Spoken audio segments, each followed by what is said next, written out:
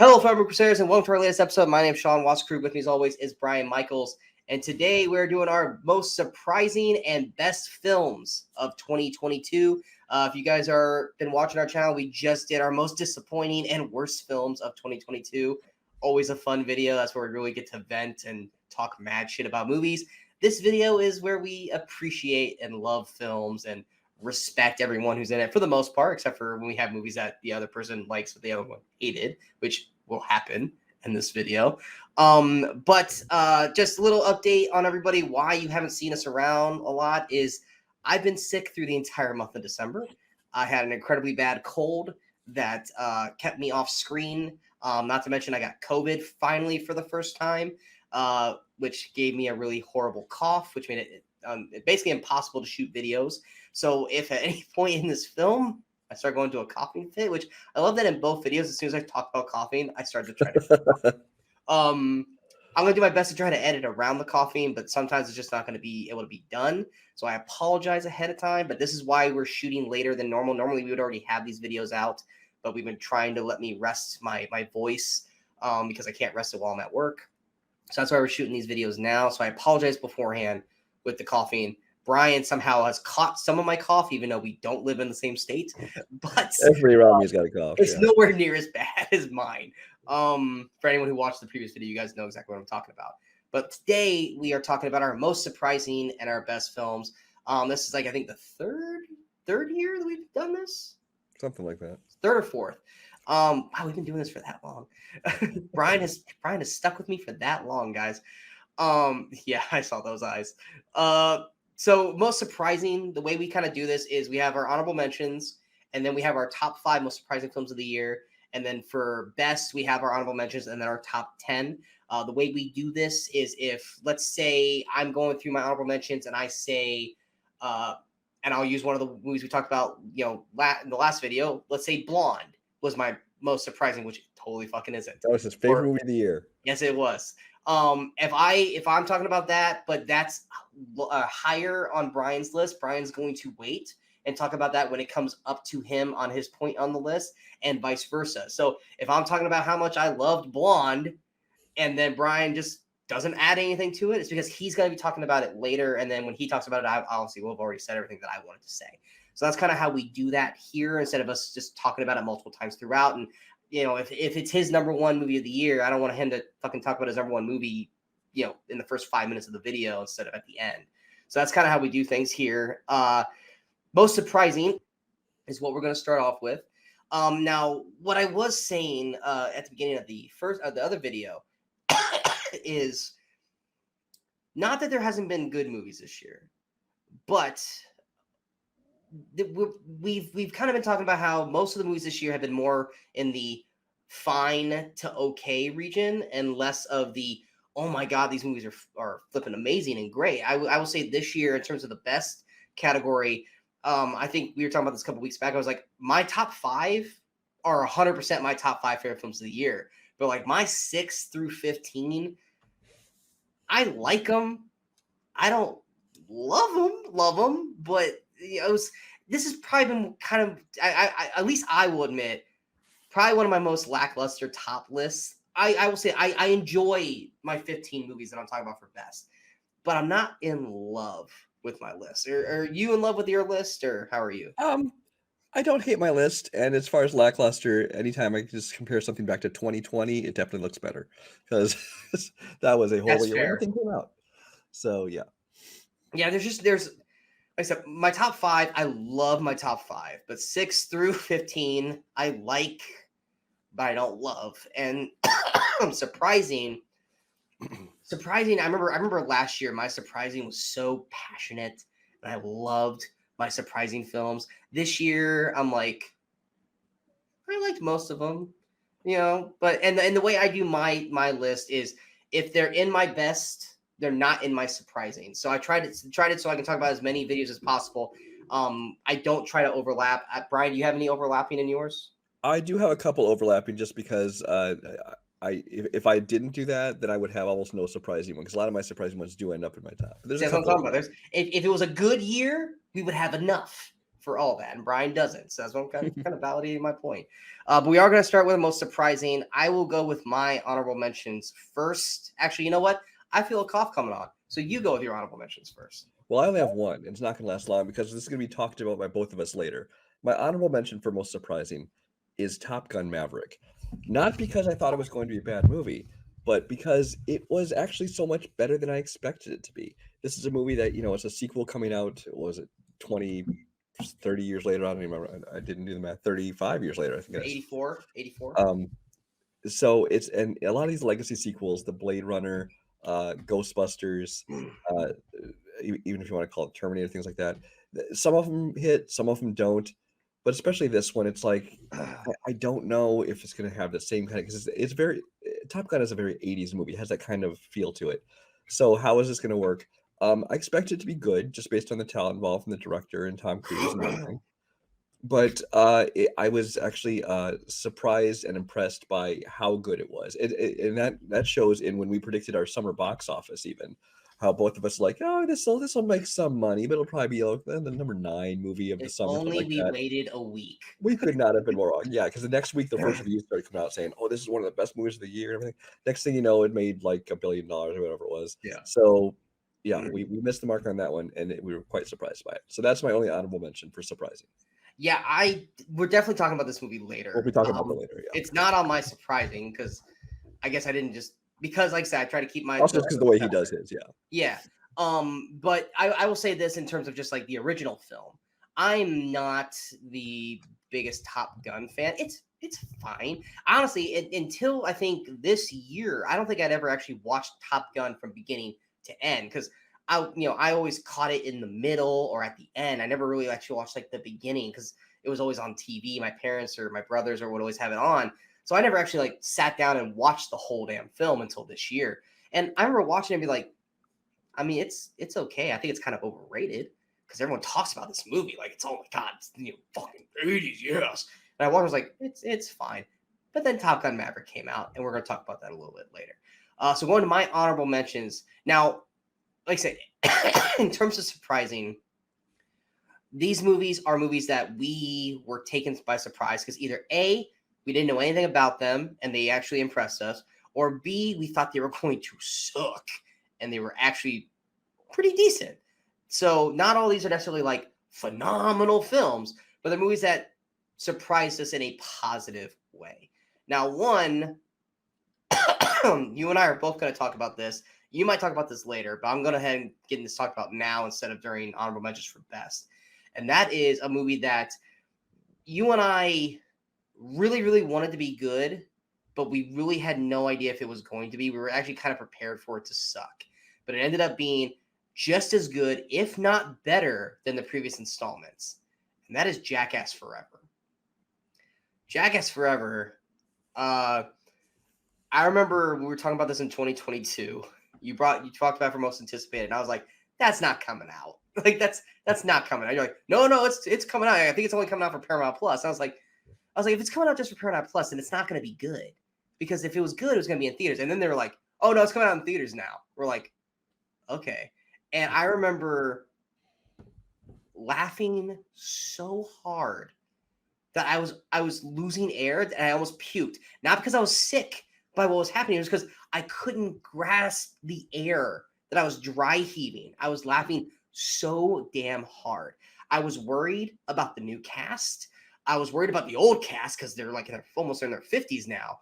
But they still managed to put on great skits. The Silence of the Lamb skit, I almost fainted because I was laughing so hard that the oxygen was not coming to my head.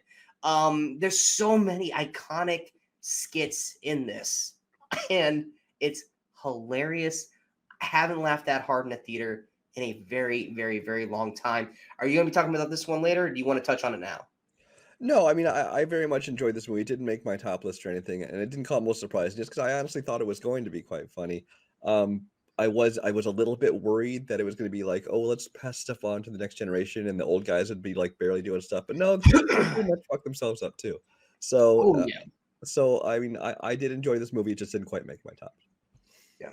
And it's hard to call it a movie when it's just a bunch of Yeah, it's one of those skits. kind of, So yeah. that's why I wanted to have it be an honorable mention. It wasn't gonna be rated in anything else because it's not really a movie. Next is a movie that you made me watch because I had no interest in it. I had not, except for hearing like the title, I had no idea what the movie was about. And then you finally were like, hey, if you want to watch something that's actually really good, you should check this out on Prime, and that's Emergency.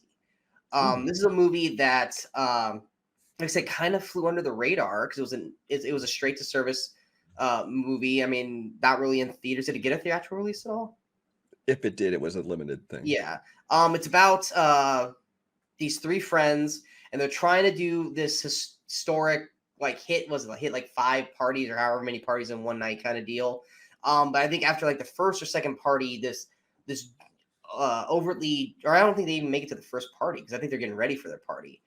This drunk, overly drunk girl stumbles into their dorm or their apartment housing or whatever, and they're minorities, and she's a white girl, and they immediately get scared thinking that the cops are going to think they did something wrong with her.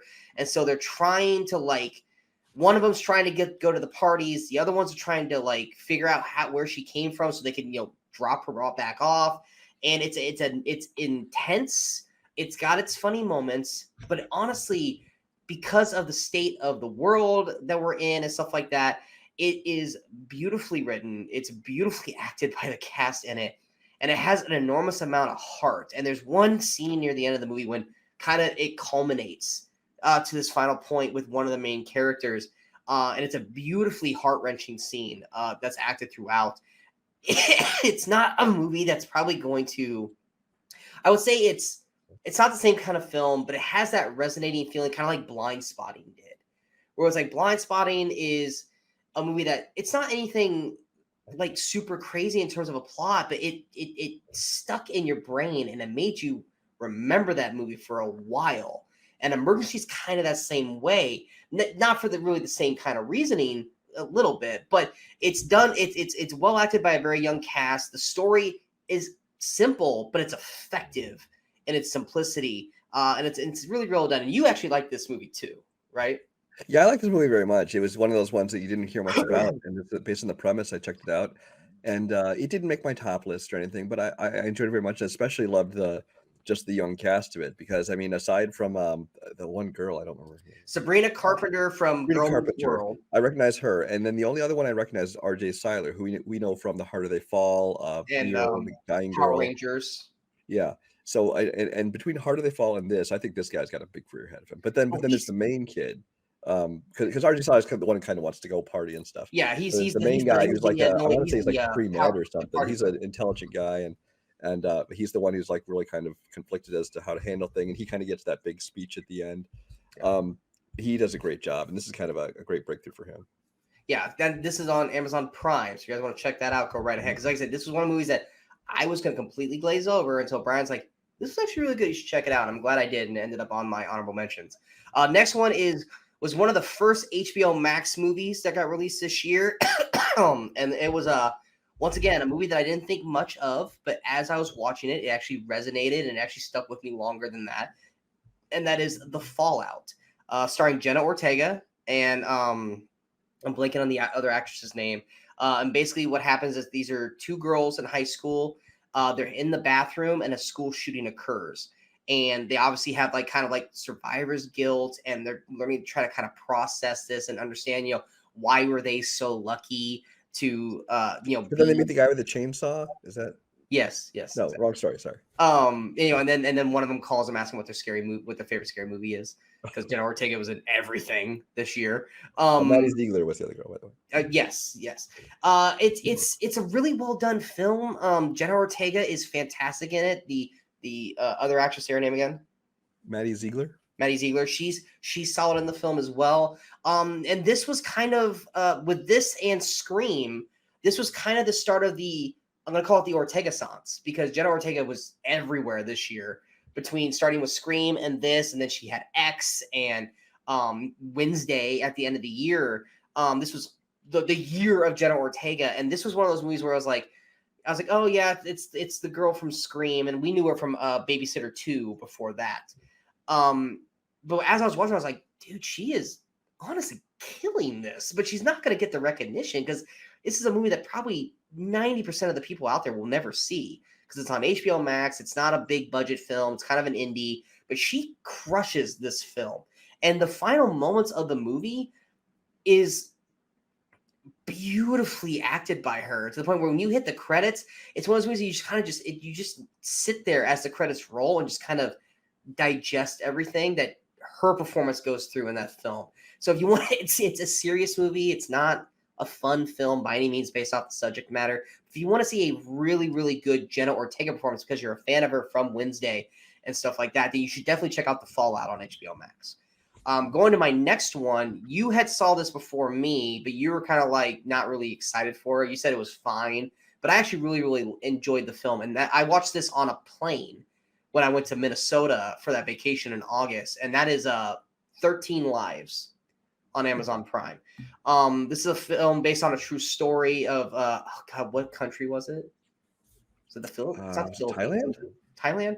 There's a Thai cave rescue. I remember what it was called. Yes, yeah, because they also did a Netflix show like literally like a month after this movie came out about this soccer team that gets trapped in these caves and it's like monsoon season and the water levels are rising and they're gonna basically drown in there and like this whole like the government and all these people coming in, they're trying to find their way into the caves because they can't find the kids or the soccer team.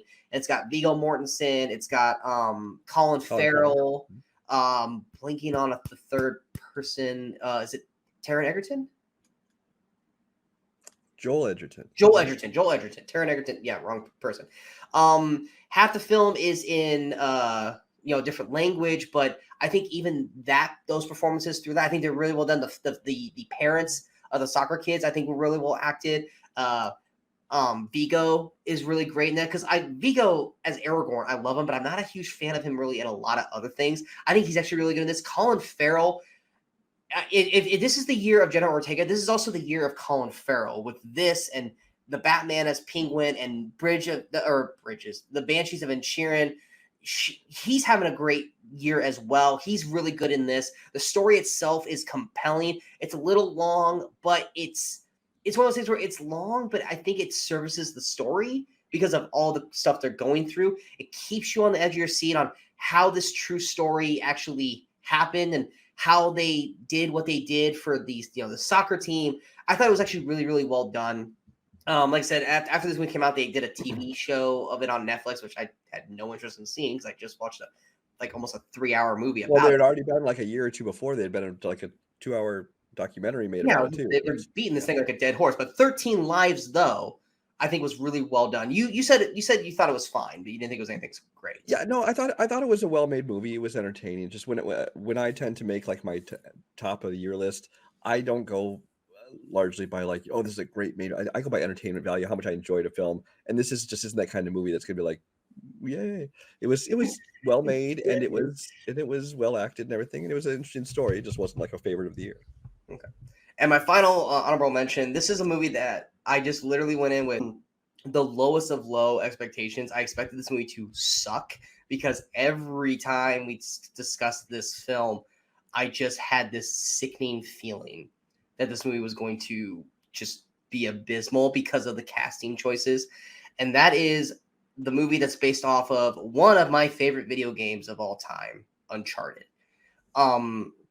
I love the Uncharted series. I played those games numerous times. I love Nathan Drake. I love Sully. I love Elena. I love those characters so much.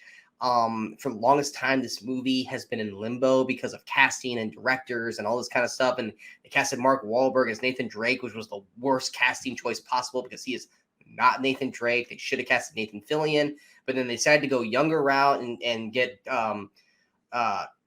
I almost said Tom Hiddleston. That's not right. Tom Holland to play a younger Nathan Drake, which, okay, that works because I like Tom Holland. And then they moved Mark Wahlberg to Sully, his mentor, which once again should have been Bruce Campbell, but I digress. They went that route with it.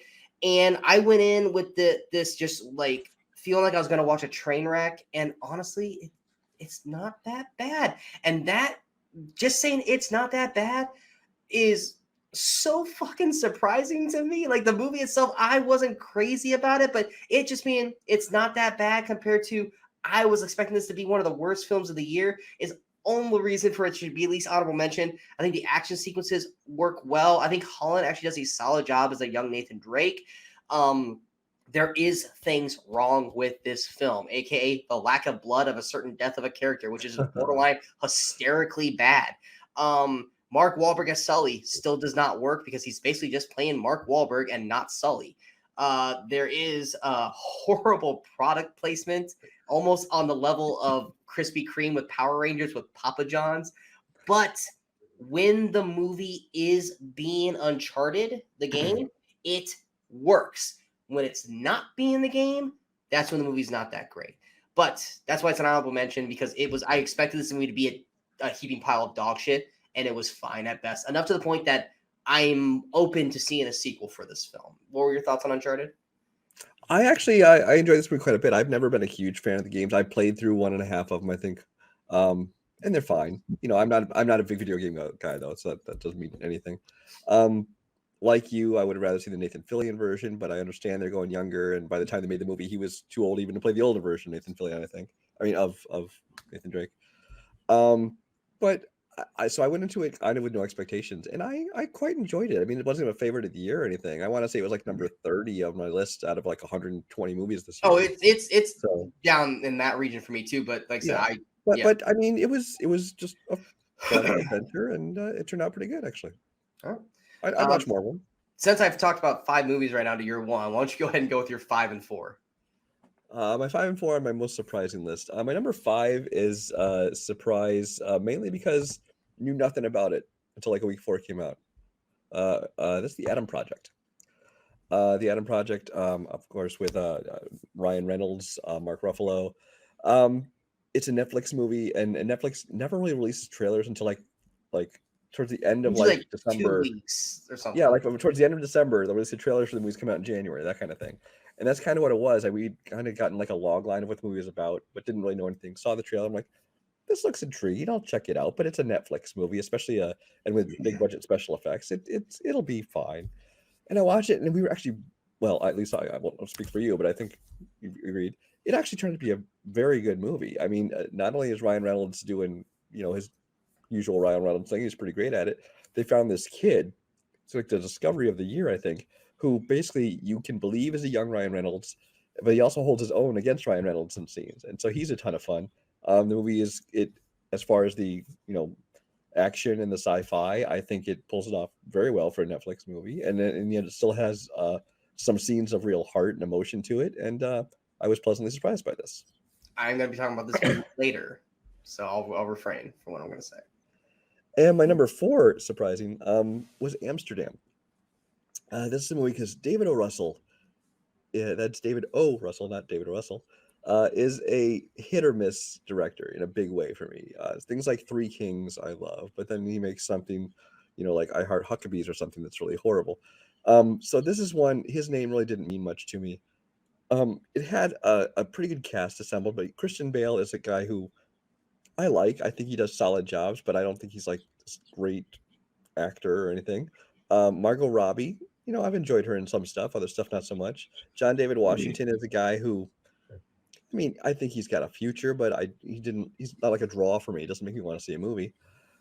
And then just kind of the story, kind of the trailers kind of gave it that kind of whimsical Wes Anderson-y kind of look, which anybody knows me knows I'm not a Wes Anderson fan for the most part.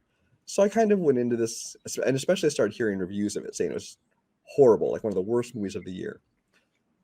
I went and saw the movie, and I quite enjoyed it. Now, I'm not saying everybody has to enjoy it, but I don't understand some of the hate people talk like one of the worst movies of the year or anything like that.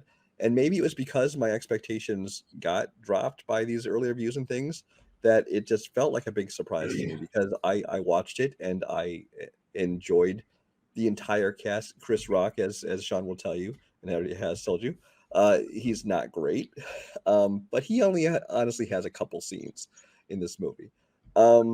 But otherwise, I liked most of the cast. I enjoyed the story. I loved the friendship between the three leads, and I just thought it was kind of fun. Yeah, this was my most anticipated for the fall when we shot that video earlier the year. I love David O. Russell because of the fighter. I love the fighter. And unlike you, I actually think Christian Bale is a great actor. I love Christian Bale. But I love this cast. John David Washington, he's the equivalent of like you have this Hall of Fame, like it'd be like if Michael Jordan Jr. was about ready to come to the NBA, or LeBron James's kid, Bronny, since he will be in the NBA here shortly. He's like, your dad's LeBron James, one of the greatest NBA players ever. You have all this weight. Like, you're gonna be great too. You just haven't done it yet. And that's what John David Washington is compared to his father, Denzel. It's like, your dad's Denzel Washington. He's one of the greatest actors to ever grace a movie screen. You've had flashes of good, but you haven't hit that level yet. But we're excited to see what you're going to do, which is not fair for him. It's not. But I think, with Black Klansman, I think he was really good. But in Tenet, he was kind of That wasn't his fault, though, yeah. Yeah, that's not his. That wasn't his fault at all. That was more Nolan's script and everything. And so with this, I was like, okay, well, he's got Bale and Robbie. We'll see how he does. And I think he was fine. Margot Robbie, I agree. I love her in certain things, and other things she's a little kind of all over the place. And then Bale is Bale. And I think those three together are great in the film. The rest of the cast, De Niro, Swift, Myers, Chris Rock's fucking awful in it. They're all solid outside of Chris Rock. Some of the dialogue's very wooden, which is probably where a lot of the very negative things and the script's kind of all over the place. But I enjoyed it for what it was. I loved those three together. I loved Washington, Bale, and Margot together. When those three are on screen together, I had a blast watching it. Zoe Saldana, she was solid in the film as well. But I do see, it's definitely not anywhere near the worst films of the year, not by a long shot. It did pop up on my most disappointed honorable mentions in our previous video, but that's because I had it so ranked high in anticipation, and it didn't quite match for me, but I still enjoyed it for what it was. It's not something that I would probably go back and rewatch multiple times, but for what it was, I thought it was fine. Was that either 5 or 4? That was my 4. Okay, so going to my number 5. This is a movie that I can't remember if you watched or not. I think if you did, I think you thought it was just fine for what it was. But this was a movie that, much like streaming things, did not know anything about it. And then I saw like a tiny bit of the premise, but not enough to give anything away. But I saw the cast and I was like, all right, I'll check this out. And I loved this movie. And that is Hulu's Fresh. This is a movie that, like I said, I didn't know much about it at all. But when I heard Sebastian Stan was basically going to be this villain, or this kind of like crazy serial killer-esque kind of character, I was like, well, shit, I got to see what Winter Soldier's like as a bad guy. And was it Daisy Edgar Jones? Edgar Jones. I had never heard of her up to this point. And she's someone who's kind of showed up this year with this, and where the Crawdads sing, and she was under the banner Heaven show on Hulu as well. So she's kind of another up and coming actress. It felt very almost kind of like, without not the sci-fi-ness of it, but almost kind of like an Ex Machina kind of thing, where you have like these scenes, like it's very confined because he kidnaps her, and I'm not going to give, even though I'm, spoiler warning, we're going to talk about certain things for the films, but I'm not going to give away what the point is of this film, because that's kind of the bread and butter of it. But they're kind of confined in this house, and you just have these kind of weird but incredibly well acted and well shot scenes, much like Ex Machina was with them. You just have these kind of these scenes in this building with Vikander and Oscar Isaac and Donald Gleason. Yeah. Donald Gleason. And Fresh felt that same kind of way, where it was just like these unique, well-acted moments. Sebastian Stan's having a blast playing this character. I thought Daisy Edgar Jones was actually really good in the film. It does kind of lose its way a little bit in the third act, but for the most part, I was pleasantly surprised by this film. And like going from never hearing about this movie ever to watching it and being like, this is fucking pretty good. definitely reason why it pops up into my top 5 for surprising of the year. Going to my number 4, this is a movie that I think we saw a brief glimpse of in like one of those quick snippet Netflix trailers. And then we saw the trailer for it, and you were immediately kind of on the negative end of it, which rightfully so. And I was like, I don't know, this might be okay. And it ended up being that. It ended up being like, that wasn't bad. I actually had fun with it. And that is Netflix's The Curse of Bridge Hollow. It's a family Halloween movie starring Marlon Wayans, which was the reason why you were kind of like, nah, I'm not good with that, because you were not that great a fan of Marlon Wayans. I'm okay with him as long as it's not them doing the spoofy shit. I like when he does comedies, when he's actually like doing a comedy. It stars, I'm blanking on the young actress's name from Stranger Things, but we love her in Stranger Things, and this is like her first. Ferguson. Yes, this is her first film. And it's basically them moving to this Halloween town, and she basically unlocks a curse that basically makes all the Halloween decorations come to life. That premise right there, that's a fucking solid, awesome premise for a Netflix Halloween film. And you know what? It works. It's not going to be one of the best films of the year, but going into it as just a generic family Halloween movie, you would think it'd be a Disney Plus film, but it's a Netflix one. Marlon Wayans is funny in it. Ferguson, she's good in it. The rest of the supporting cast is solid throughout. And at the end of it, I was like, you know what? I would watch this again. It's definitely not a Hubie Halloween bullshit. It was actually a fun family film. And at that point, much like my I think my number 1 or number 2 most surprising film last year, which was another Halloween horror film, which was Night Books. This was a movie that just completely exceeded my expectations. And was definitely worth checking out for people who want another film that's not like Hocus Pocus, but something like Hocus Pocus for a family Halloween film. But yeah. Yeah, I think I thought it was fine. It was one of those movies. It's like, I think in my review it just said I've seen worse kids Halloween flicks, and I've seen worse Marlon Wayans flicks, so it's fine for what it is. I was just looking it up now, and I didn't realize this at the time. I don't think this is from director Jeff Wadlow, who has a weird filmography because he got like this, Kick-Ass 2, Fantasy Island, and Never Back Down. The MMA movie. So he's all over. Yeah, he's all over it's the a place. weird thing going on. Oh yeah. All right, go ahead with your 3 and 2. My number 3 is a film that I heard they were making a movie of it for Disney Plus, because Disney Plus wants this content, so they're gonna make a movie of everything they've ever had. And I liked the original show, so I might watch it. But I watched that when I was way younger. Am I gonna enjoy making a movie of it? And that's Chippendale Rescue Rangers. I'm like, okay, you're gonna make a Chippendale movie. Maybe I'll watch it. Maybe I won't. Maybe I've outgrown it. I don't know. But then the trailer hit, which either I just didn't. I don't know if anybody knew about this, and I just didn't, or if nobody knew about this. But it was a live action animation hybrid, but it was going to be like super meta. It's like one of them's 2D, one of them's had a 3D makeover, and they're investigating this thing. And then it's going to be a whole like Roger Rabbit thing, which they're going to be meeting all kinds of cameos from all kinds of other characters, some of which are truly hilarious. And I'm not going to get into details of all those right now. But this is a movie that I went into with little to no expectations for. Thought maybe I'll like it just out of nostalgia. But instead, it turned out to be just a hilarious movie that I was just not expecting. You got Andy Samberg doing a voice. You got John Mulaney, thank you. But now the live action lead, I forget her name. Kiki Palmer? Kiki Lane. Kiki I was Lane. going to mix up. That's why I had to look it up. Kiki Lane. She's not good, but whatever. But yeah, this movie is basically all about like the interaction of the characters, and then the cameos and some of the in jokes, kind of some of the subtle meta stuff, and it just really impressed me. And I did not expect to love this movie as much as I did. I am 100% talking about this movie later, so I'll hold off. Okay. Do you want to go on? Yeah, go with your number 2. My number 2, a movie I had heard nothing about, which is why it's on my most surprise list, because this is a movie that I then proceeded to watch 3 or 4 times within a week.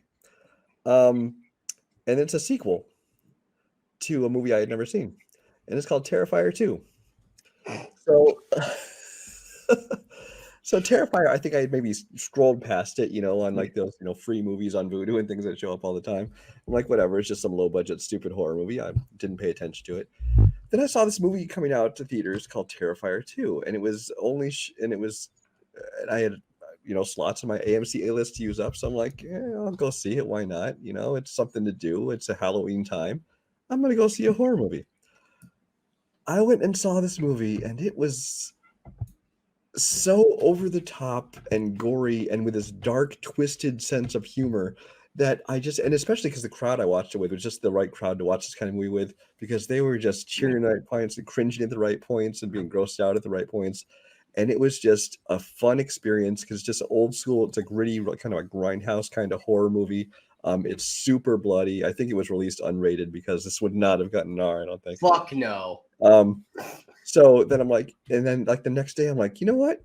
I want to see that again. I went back and watched it again the next day. And then next thing you know, I'm like, I'm going to watch this with some friends. So I had friends online. We jumped online because it was available online and watched it there. And I forced other people to watch it with me. And I mean, you forced me to watch it with you. If you're talking about like highbrow filmmaking and what is film, this is not that. This is just a bloody horror movie to watch at Halloween time. And it's a movie that I had never heard of. I've since watched the sequel, of course, or the original, of course.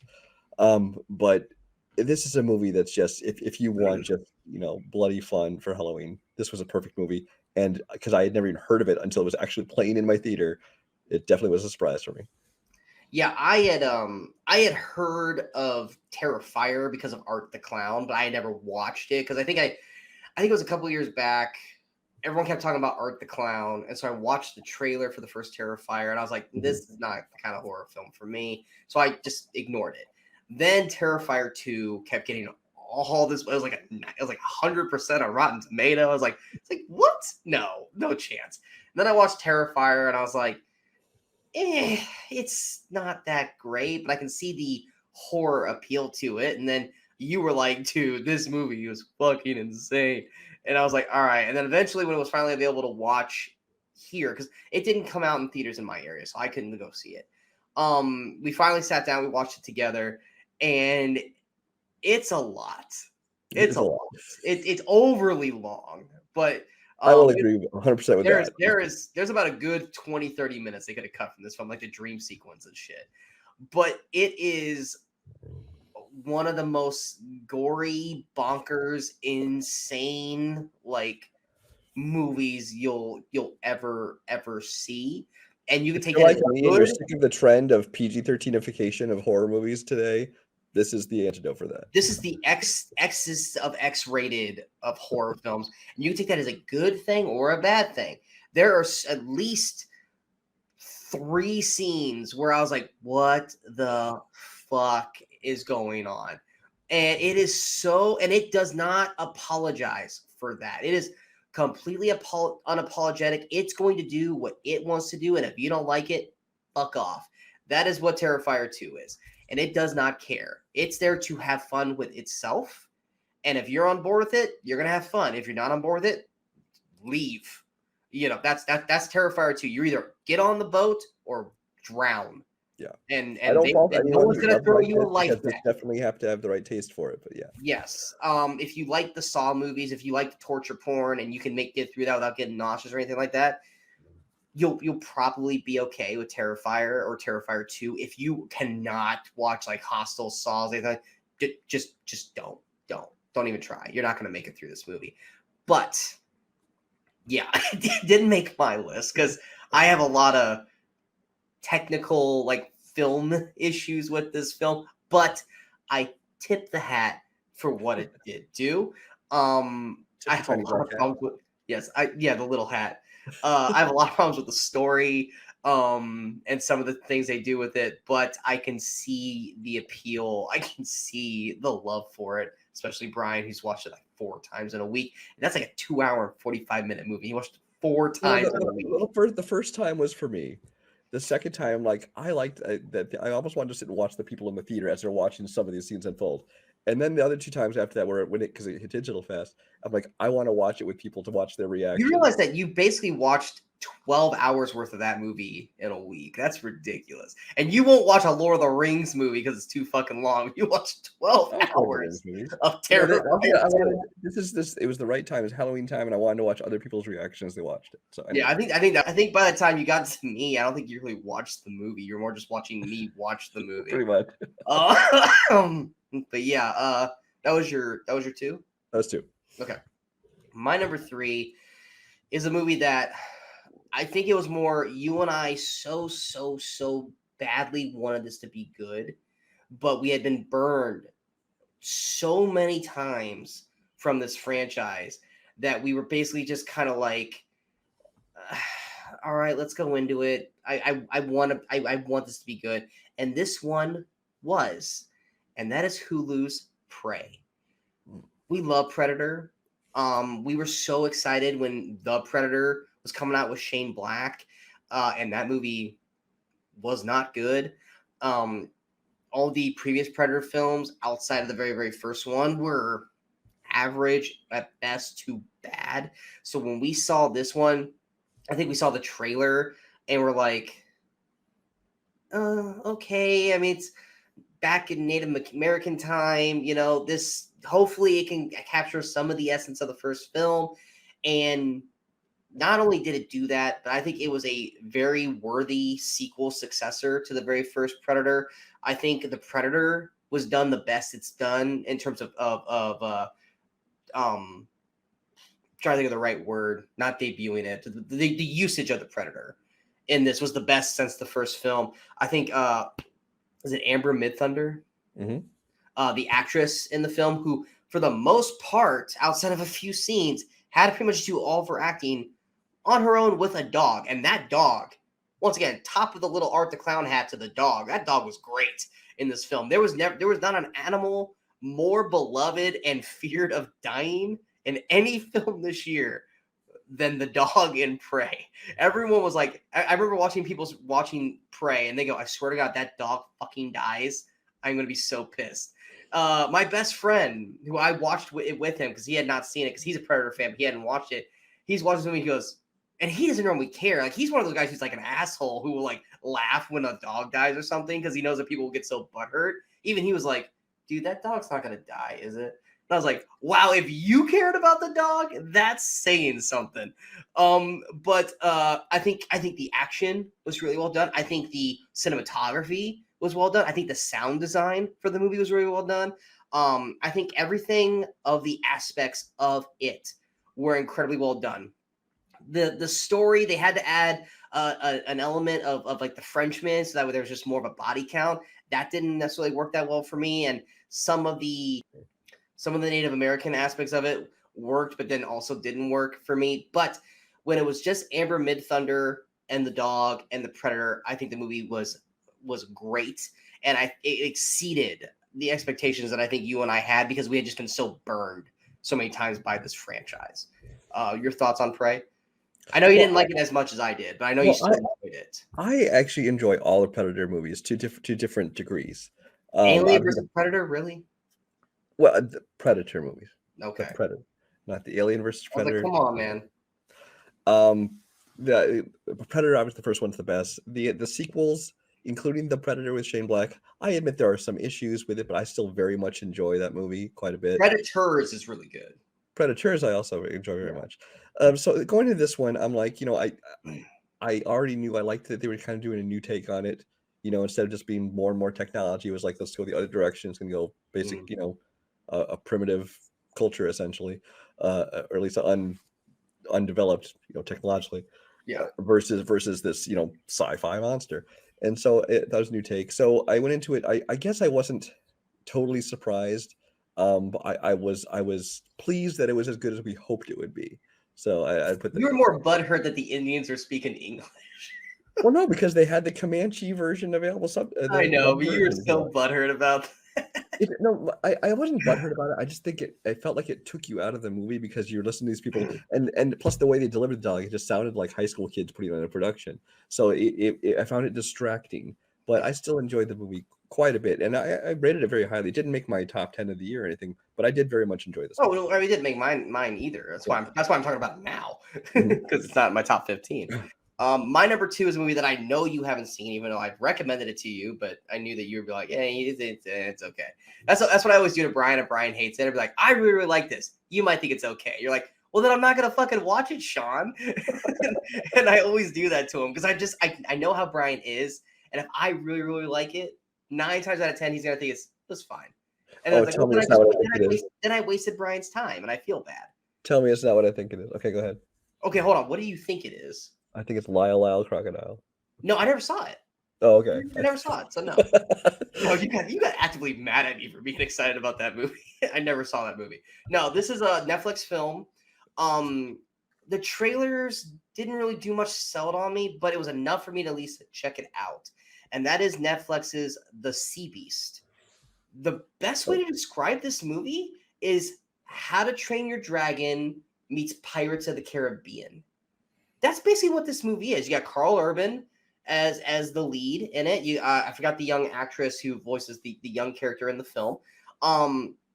If you liked How to Train Your Dragon, it's very much that kind of animation. So it's not like the human, like the creatures, they look great. Humans, they got the big nose and stuff like that.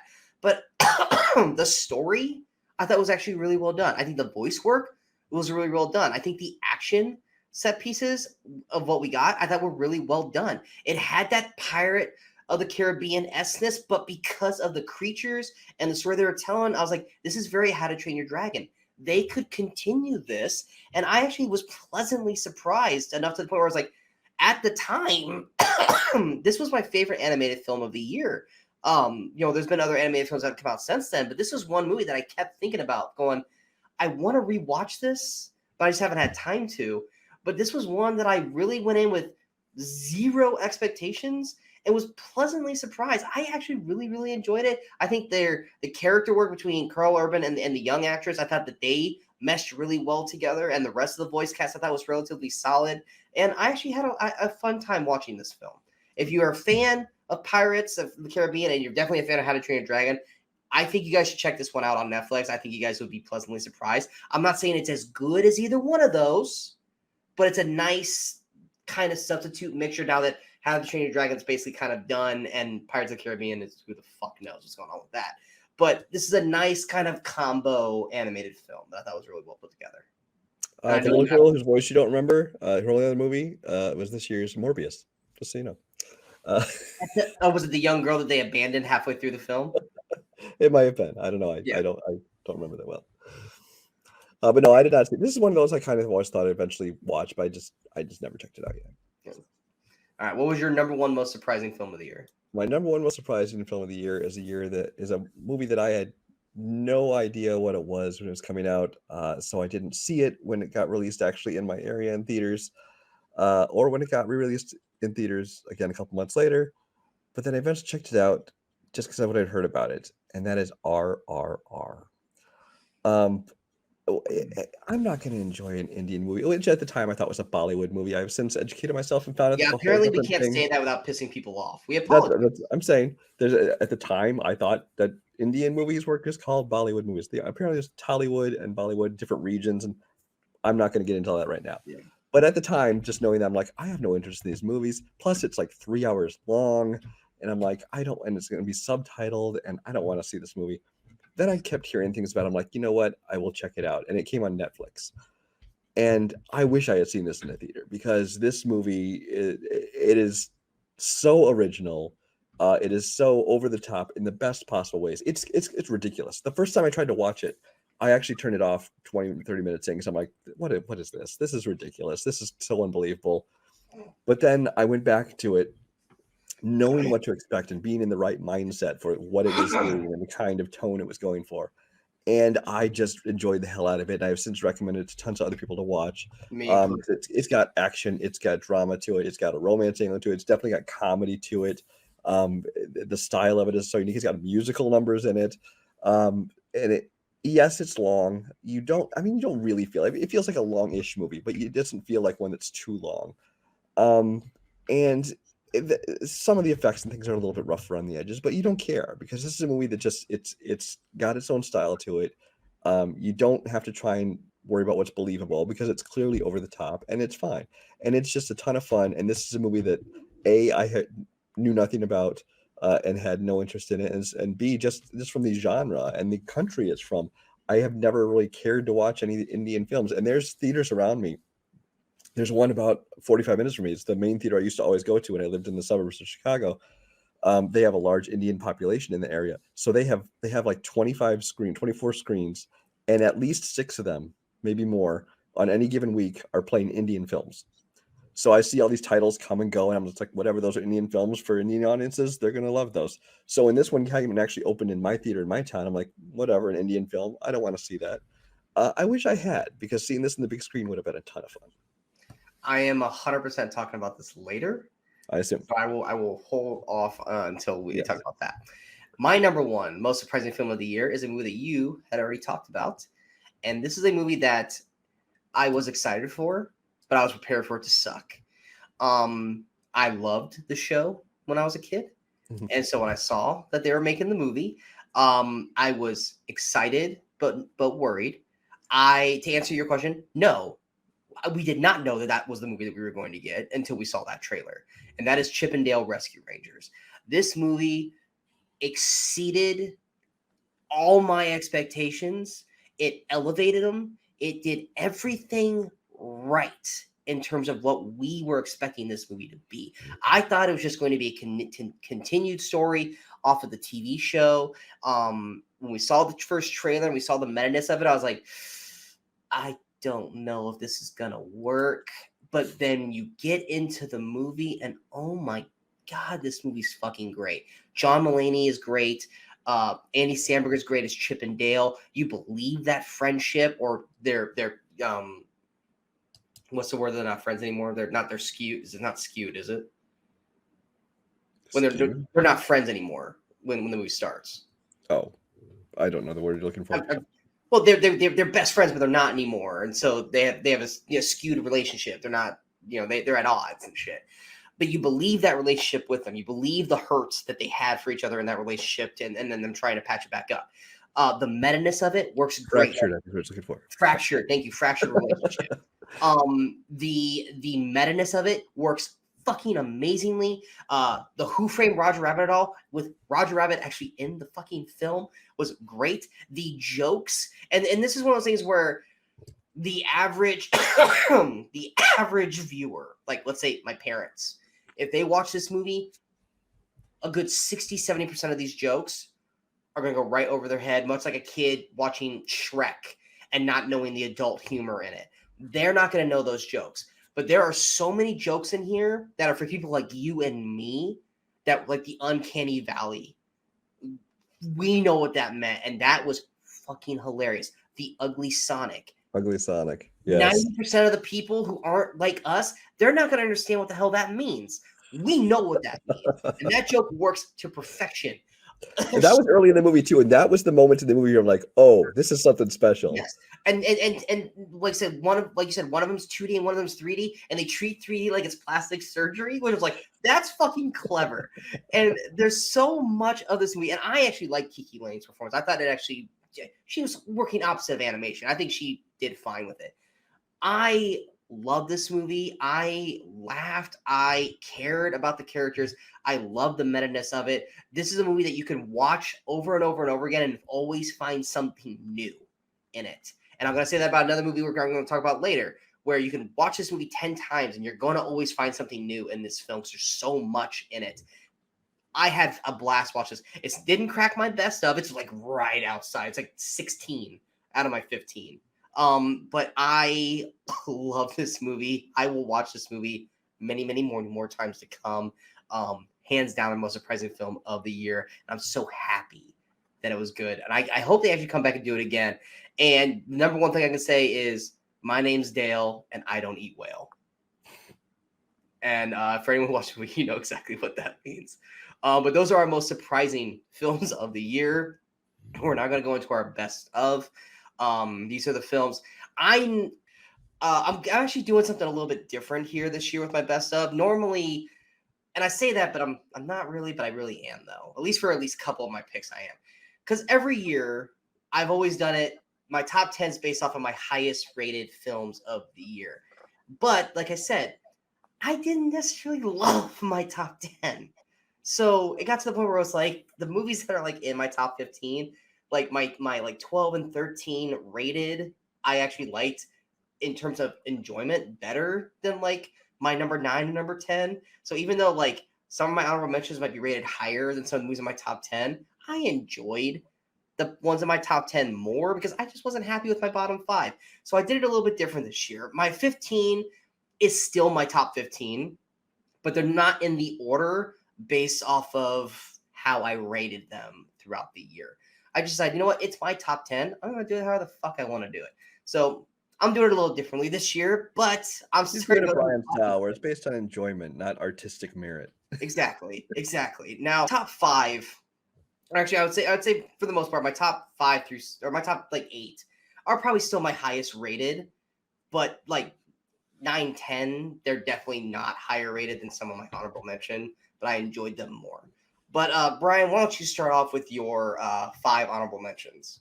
All right, I have 5 honorable mentions. These are movies I enjoyed, but they weren't going to crack my top 10. I have Roslyn, which is a Hulu movie starring Caitlin Dever. I never know how to pronounce that right. It's basically the story of Romeo and Juliet told from the perspective of the girl that Romeo dumped for Juliet. Caitlin's obviously great as always. It's kind of a light, fun romantic comedy. It's not anything deep. It's just kind of a fun movie to watch. Violent Night, which was one of my most anticipated movies of the year and definitely of the fall or Christmas season. It didn't disappoint really. I mean, was it a perfect movie? No, but it was David Harbour kicking ass as basically Santa Claus Die Hard, and it was a ton of fun. Enjoyed it quite a bit. Terrifier 2, I give an honorable mention to. It's not going to be a top 10 movie of the year, but it's a movie again that I just had a fun experience watching all 4 times when I watched it and watched people's reactions to it. So it was a fun experience, and so that's why it made an honorable mention on my list. The Woman King. This is a movie that honestly I don't even think I knew anything about until like the second half of the year. I think I'd heard the title and maybe a couple of the cast members. But I really actually ended up enjoying this movie quite a bit, to the point where it's been in and out of my top 10. So that's why I got it out of mention, because it's been like right on the cusp there. If you ask me a week before now, a week after now, it could be back in there again. It's a very well made movie. I think the acting performances were great, and it deserves some recognition. And my last honorable mention was The Adam Project, which I talked about in the most surprising, because it's, like I said, just a movie that not only kind of caught me by surprise, but I thought it worked on every level, from the action scenes to the comedy scenes to the more emotional scenes, and I just really enjoyed it quite a bit. There are definitely some of those in those honorable mentions that I'm going to be talking about.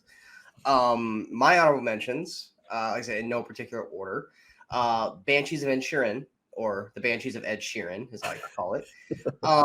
Which everyone's making that joke now, which I'm a little bummed, but I feel like I was one of the first people to do that joke. Yeah, pretty much when it was announced. Yeah. Okay. But yeah, like I said, I love the performances. I love the director. Is it good as is it as good as in Bruges? No. But the performance of Colin Farrell in that film is great. The actress who plays his sister, I'm blanking off her name off the top of the head. She was Carrie fantastic. Condon. Say it again. Carrie Condon. Carrie Condon, she's great. Barry, is it Barry Kennewick? I believe it's pronounced Kogan. We don't like him, but he's actually good in that movie. Brandon Gleeson. I really don't like him, and I found him very tolerable in this movie. So I thought he was good. I enjoyed him in this movie, and we both don't like him as an actor. Brandon Gleeson's great as always. Visually, cinematography wise, it's great. The story's super, super simplistic, but simple doesn't mean bad. Simple, if affected the right way, can be brilliant. And Banshees of Inisherin is brilliant in a way with its simplicity. And you could take something as simple as a plot of, I don't want to be your friend anymore, don't talk to me, or something is going to happen, and making that be the entire forefront of a story affecting this small town on this island, and have it work effectively. It's a little slow moving, and like I said, it's not as good as in Bruges, which is why it didn't crack my top 10. It was right there, like it was there, but I was like, it's not one I'm going to rewatch like in Bruges, but I appreciate it. I know I think everyone, if they get nominated, if this gets nominated for Best Picture, it's rightfully deserved. But it's just right outside my top 10. Next one for me is The Batman. I definitely don't love it as much as I did the first time I saw it. I tried rewatching it I'll call again. that a victory. What's that? Yeah, you'll call I'll that call that a victory. I I really enjoyed it the first time I saw it in theaters, but of course you're in a big crowd, all this kind of stuff. You're watching that. Then I watched it at home at HBO Max, and I got about halfway through and I fell asleep, and I haven't gone back to it. I think Robert Pattinson was a great Batman. He's not a good Bruce Wayne yet. Andy Serkis I thought was a good Alfred, but he wasn't getting enough time to do so. Zoe Kravitz was a solid Catwoman. I think everything Batman in the movie works really, really well. I liked that they actually made Batman a detective finally in these films. The way they brought Gotham to life was good. I thought Colin Farrell was good as Penguin, even though I feel like he was once again, like I said in the Monsters in the other video, I thought he was just doing his best Robert De Niro impression in the film, because there's times when he's talking, I was like, you're basically doing De Niro. You're doing a good De Niro, but you're basically doing De Niro. Paul Dano, when he wears the Riddler mask, he's good. But then as soon as he gets captured and you see it's Paul Dano, his performance goes full. Especially I'm not even going to try to imitate it because I'll die. I will literally die on camera right now. But when he wails like a fucking infant, I'm like, that you just killed any fucking motive, like any powerful connection you had to this. I think the third act in I forgot Madison Square Garden, but they're not going to call it that. But I thought that Gotham Center is, yeah. Yeah, I think that scene was actually really, really well done. I liked where it was at when the movie ended. It is a little long. It is a little slow moving and plotting, but I liked what we got out of it. I know we're going to continue with the story, but who knows what other Batman we're going to get with the DCU with where it's going now. But for what we got for this, it's a good step forward, but I need to see more. But seeing Barry, say his last name again. Kogan, I believe. Barry Kogan as the Joker in a cutscene killed a lot of our expectations, because his performance as Joker was Jared Leto bad. It was Jared Leto bad. And there's a reason why he was cut from the film. So here's hoping that they basically go, yeah, we're going to go a different route with that. I would much rather watch an entire movie of Jared Leto over this. Him going honka honka the whole time. But it was horrifically bad. My other honorable mention is a movie that Brian put as disappointed, which was Doctor Strange in the Multiverse of Madness. I love Sam Raimi. I love his Evil Dead horror franchises. And I like Doctor Strange much like he did. And I was one of the people who defended WandaVision, and Elizabeth Olsen, phenomenal performance on that show. I also didn't really care much about America in the movie. The character, not the country. I think the horror elements of this movie worked brilliantly. I think the way Sam Raimi shot this film with Wanda, almost like a Freddy Krueger-esque type villain, I think worked perfectionly. I think there's so many scenes where he does with Wanda that I was watching going, damn, he is murdering this with her, and she puts on a great performance. Cumberbatch as Doctor Strange was good. Rachel McAdams, apparently she's always had that mole, but for some reason this movie fixated on that. Could not look at it. It was I felt like Austin Powers and Goldmember was like mole, moly, moly, moly, moly, moly, moly, moly. And I was just like, I don't want to focus on that because she's a beautiful woman. But for some reason, they decided to always have the camera on that side of her face. This close. And I'm watching this in IMAX going, ah. Yeah, I don't know why. But she's good in the movie. But God, that was a distraction. Unlike Brian, I liked the characters that showed up. Krasinski as was fantastic. I thought it was a great shock because everyone wanted him to be it. And when he showed up, I was like, we're probably not going to get him as the actual Fantastic Four, but we got him in this. I don't think he was bad. He wasn't playing boring. He was playing the role that he was told to play, which was a character who has already been Reed Richards for such a long time. Just because and they still are figuring out the stretching thing, which that's not his fault. That's the movie and the special effects. I thought Black Bolt showing up was very ballsy by them, because Inhumans was a black mark in MCU that people try to forget, and he had a great moment in the movie. To then next, the What If comic book, or the What If cartoon with Zombie Strange, I thought was great. Captain Britain, I thought was great. I didn't really care about the Captain Marvel Maria Rambeau thing, because I thought that was just kind of tacked on. Xavier showing up with the X-Men theme from the cartoon was brilliant, and seeing the old wheelchair was great. Like I said, Zombie Strange I thought was good. There's so much of this movie that I enjoyed the hell out of. I'm not as strongly high on it as I was when I first saw it, but I still really, really liked it. Her kids are still annoying as fuck. They were in WandaVision, and they were definitely in this. So here's hoping that they don't come back around again. And really, they kind of, I didn't like that they kind of blatantly pretended that Vision didn't exist in this movie, because that's just as important as her kids. But that's here and there. And then the way the movie ended with the third eye thing, I'm sure they're gonna bring more into it, but it was just a very abruptly weird way to end the movie. But I still enjoyed it quite a bit. So it's and still is like my 2021. It's still a relatively high rating for me. So. Yeah, I think it was a, like I said, the multiverse stuff. I think they oversold it, and I think a lot of that was because of how Spider-Man No Way Home they succeeded, and I think that they were just then throwing, oh, this isn't my, and it's like, no, they try to keep it more of a tight kind of thing. And then you had another movie I'm going to talk about later come out right around the same time that actually did do a better job of it, which didn't definitely help Doctor Strange in that matter. But I think it was still a very, very solid film. Another one is a movie that I had zero expectations in wanting to see. Brian and I both were just like, I feel like we already seen this whole movie in the trailers, but if it's executed properly and it's fun to watch, it's a good movie. And that's Ticket to Paradise. I had no... I mean, George Clooney and Julia Roberts, they're great together. Caitlin Dever, again, in this. Billy Lord in this. No expectations, no excitement level to see this film. But it popped up on, what was it? Was it Peacock? It was something. It was one of them. I think it's on Peacock now. It popped up on Peacock, and I was like, I'm bored. So I'm going to watch it because I have nothing else to watch. And I had a blast. I loved the I can't remember where they were at. It wasn't Hawaii, but they were at some island. I think it looked beautiful. Bali. Where they were at, every shot looked gorgeous.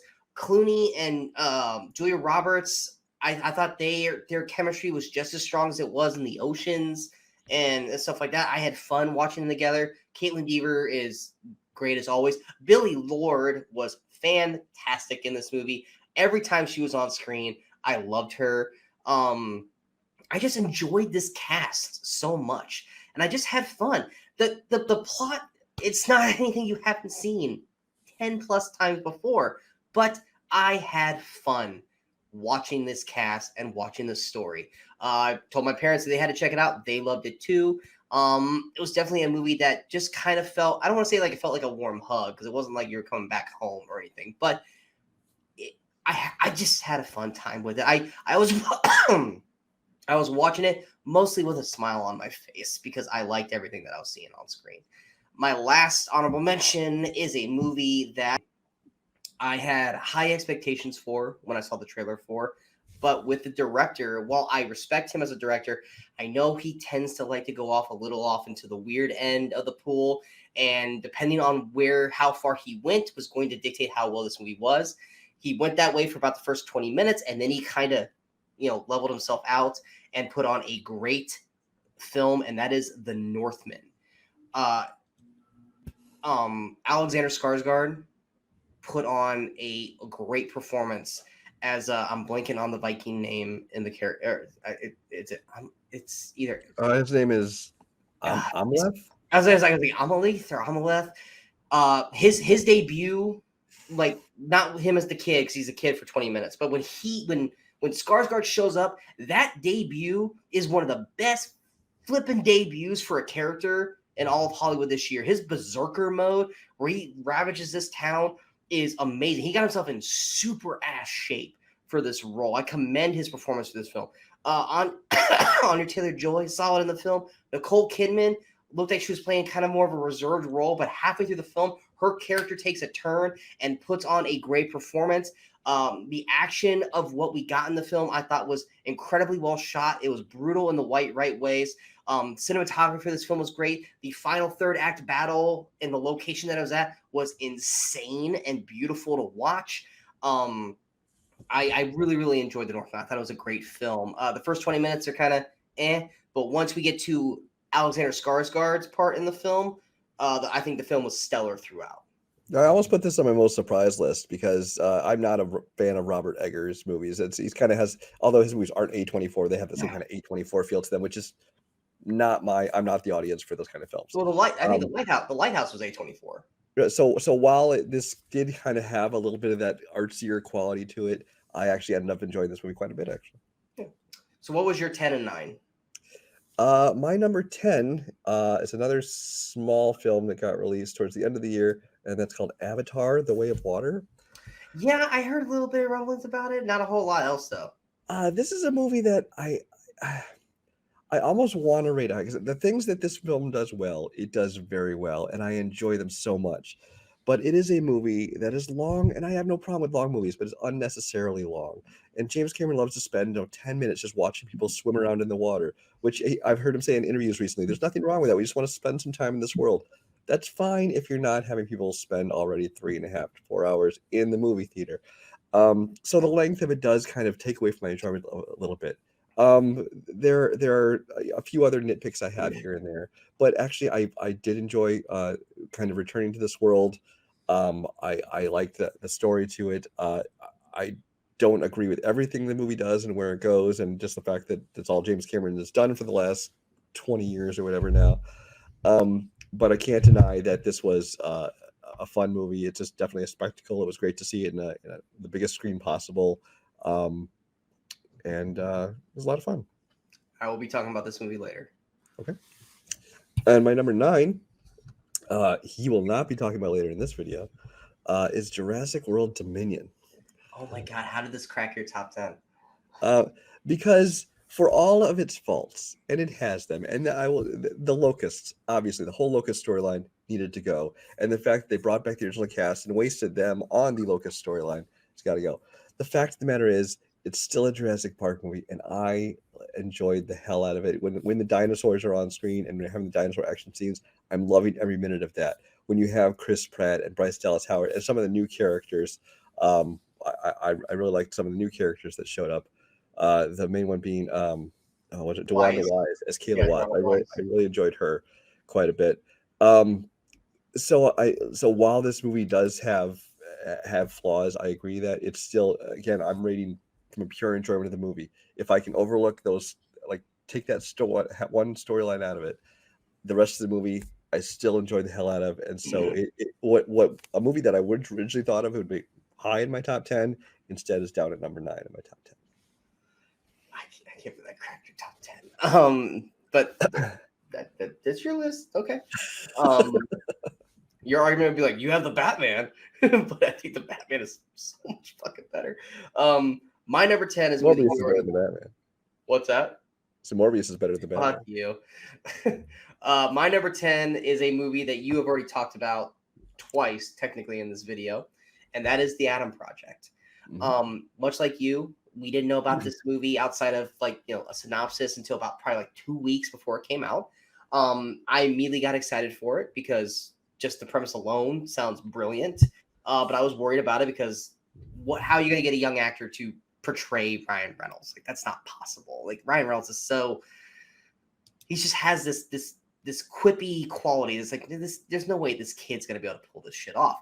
And Walker Scobell did to perfection. There are so many times where I was just watching him before Ryan Reynolds even got on screen. It was just him living his life. And I was like, that is 100% how Ryan Reynolds would have said that, with the inflection, with the tone, with the cadence to it. Like, that's 100%. I'm like, holy crap, this kid's got Ryan Reynolds down. Like, oh my God. And the kid is great throughout. Ryan Reynolds, we all love Ryan Reynolds. And if you say you don't love Ryan Reynolds, you're you're being a troll. I can't believe anyone who actually actively hates Ryan Reynolds as an actor because he's just too damn fun. But but one thing that I love about Ryan Reynolds that he doesn't do a lot.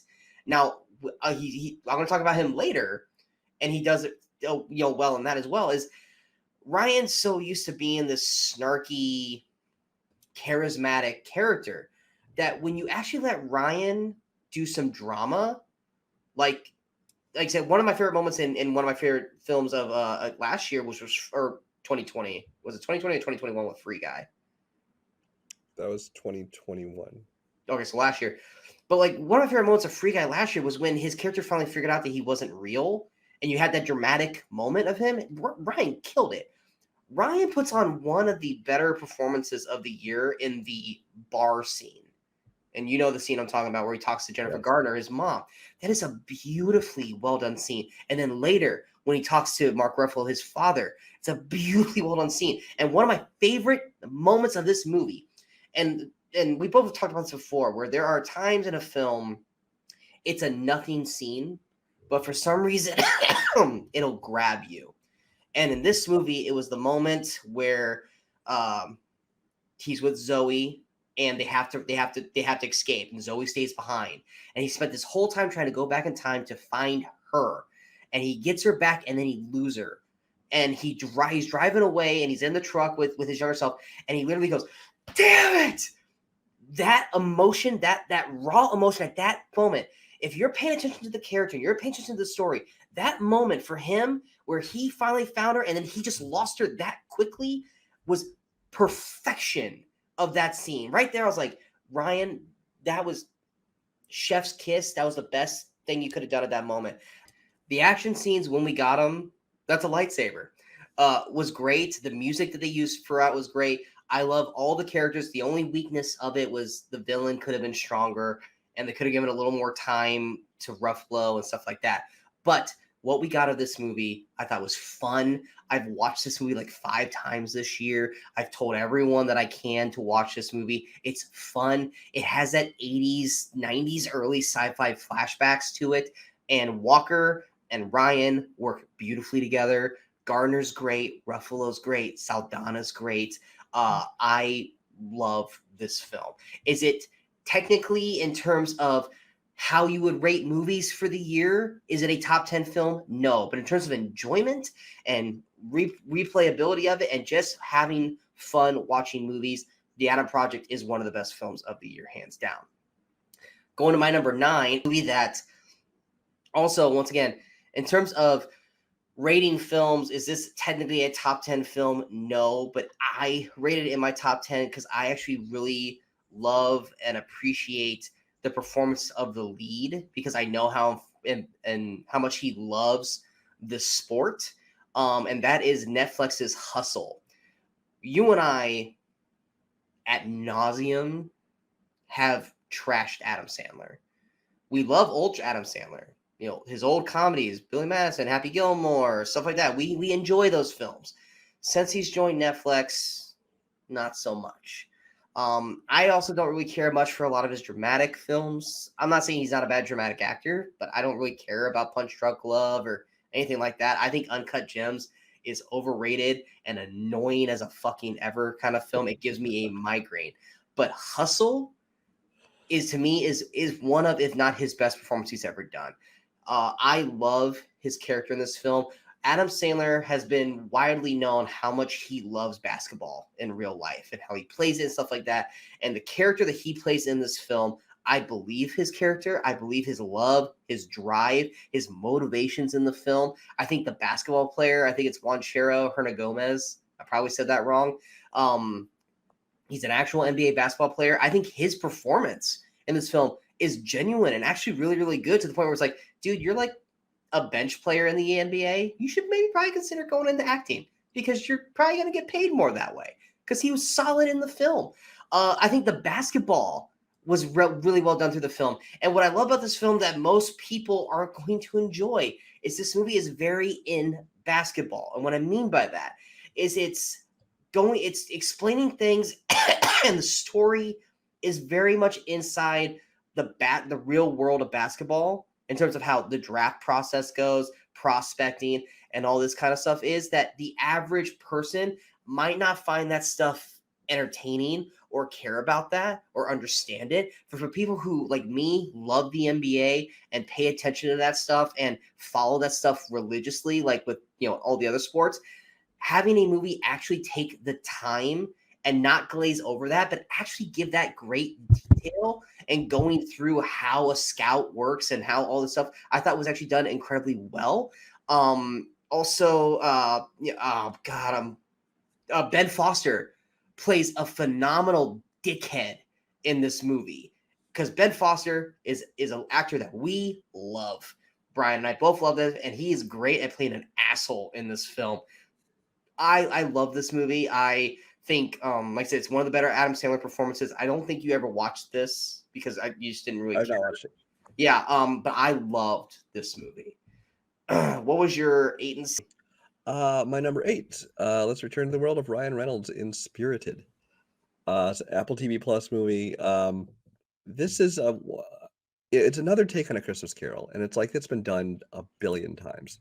But you have Ryan Reynolds, you have Will Ferrell. Will Ferrell is very hit and miss for me because he can be very funny and he can be just very infantile and kind of over the top and just doing weird characters.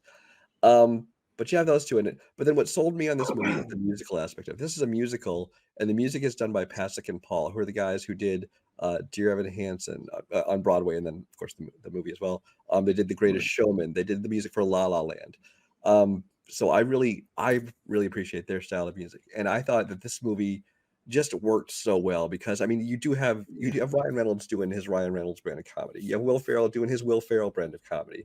But then you do have the musical aspect of it. You have plenty of comedy, but there's actually quite a bit of, touchy, more dramatic moments to it. Octavia Spencer gets to sing. Who knew she could sing? She does a great job. You have one of the supporting characters is played by a guy who starred in a musical, which I don't know if you guys have heard of, called Hadestown, where he basically played essentially the devil. But he plays in here as basically. You're talking about the guy who runs the whole thing? Yeah, and because he has this great gravelly, deep voice, and his one song is phenomenal as well. But this is a movie that it is a little bit long. I think it's over 2 hours long again, and not every moment of it, not every song of it is perfect. But I really enjoy it. I've watched it a couple more times since then, and recommend to other people that were just kind of going to write it off. I recommend that they watch it as well, because it's like I said, it's definitely got the comedy to it. It's definitely got the whole Christmas spirit to it and all about redemption, things like that. There's some twists and turns to the movie that it takes that you don't expect. But it is surprisingly touching and dramatic too. I will be talking about this later. So I assume what's your number 7? My number 7, I won't say much more about because I've already talked about it once, and that's RRR. Again, everything I already said, it's wild, it's original, it's over the top, it's just tons of fun, and I have nothing more to add that I didn't already say. So all right, well, you didn't give me any time to rest my voice. My number 8 is a little indie film called Avatar: The Way of the Water. This is, sorry that I stole your joke, but it was good. This is a movie, I think you and I were both in the same agreement where it's like by the time this movie came out, we just didn't care anymore because we were so sick and tired of seeing that damn trailer because it was on every film for like 8 months. And I even said to you, I was like, they've come out with like 2 new trailers since that first one, and I still don't know what the fucking plot is of this movie. Like I don't know what it is. Outside of it being a sequel to Avatar, I don't know what the plot is to this film. Granted, it's because it would have spoiled the Stephen Lang of it all, but who cares? But it happened so early. I'm not sure why they were. It happens in the first 5 minutes. Like it doesn't matter. But I went into this with little to no expectations. I was like, I'm gonna watch it on 3D. I'm gonna watch it on the best screen that I can watch it on, within reach of me. And I'm expecting to be visually amazed, and I hope that the story is passable. And you know what? It was. This is a visual marvel. I will say the 3D takes about 10 minutes to get used to, but if that's normal for people who don't watch 3D normally, it takes about 10 minutes for your eyes to get adjusted. There are moments where the 3D is gorgeous, and there are moments that the 3D doesn't work that well.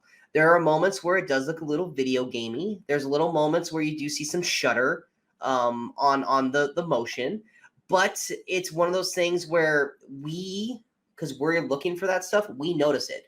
The average person, they ain't gonna see that stuff. They ain't gonna notice that stuff. So it's hard to chalk it up when 9 times out of 10, those people aren't gonna see the same thing that you and I see. The story, like I said, it's not anything that's revolutionary, but the story is solid. I think the story's better this time than it was in the first movie. I think the cast works really well. I think Stephen Lang coming back, adding a little more to the Quaritch character works. I think Sigourney Weaver, even though she's playing a younger version of herself, I think she's solid through the film. I do think Zoe Saldana does kind of get shortchanged, but when she does get stuff to do, she's really good. I think Kate Winslet, Cliff Curtis, and Sam Worthington, they all could have had more to do in the film, but I think they will in future installments. I think the kids in the film, which is where the story really is focused on, I think they were all really, really good. Even though you're not a fan of the whale storyline, I actually really liked the whales in the movie. I think it added an element to it. I agree. It's longer than it needs to be. It was like kind of right when they got to the water world, and that's what I'm going to call it, is water world, where it became kind of like for about 20-25 minutes, it became more like we were watching Planet Earth, because he just wanted to explore the world. And for me, when I watched it, I just got done with like a 9-hour shift and I started to nod off. Not the movie's fault. I was tired and I'm sitting in a cold theater in a seat. I was getting comfortable and I kept having to kind of wake myself up. I didn't miss anything, but it was just kind of like a, kind of thing. I was like, well, it is what it is. But visually, it looks amazing. It looks gorgeous.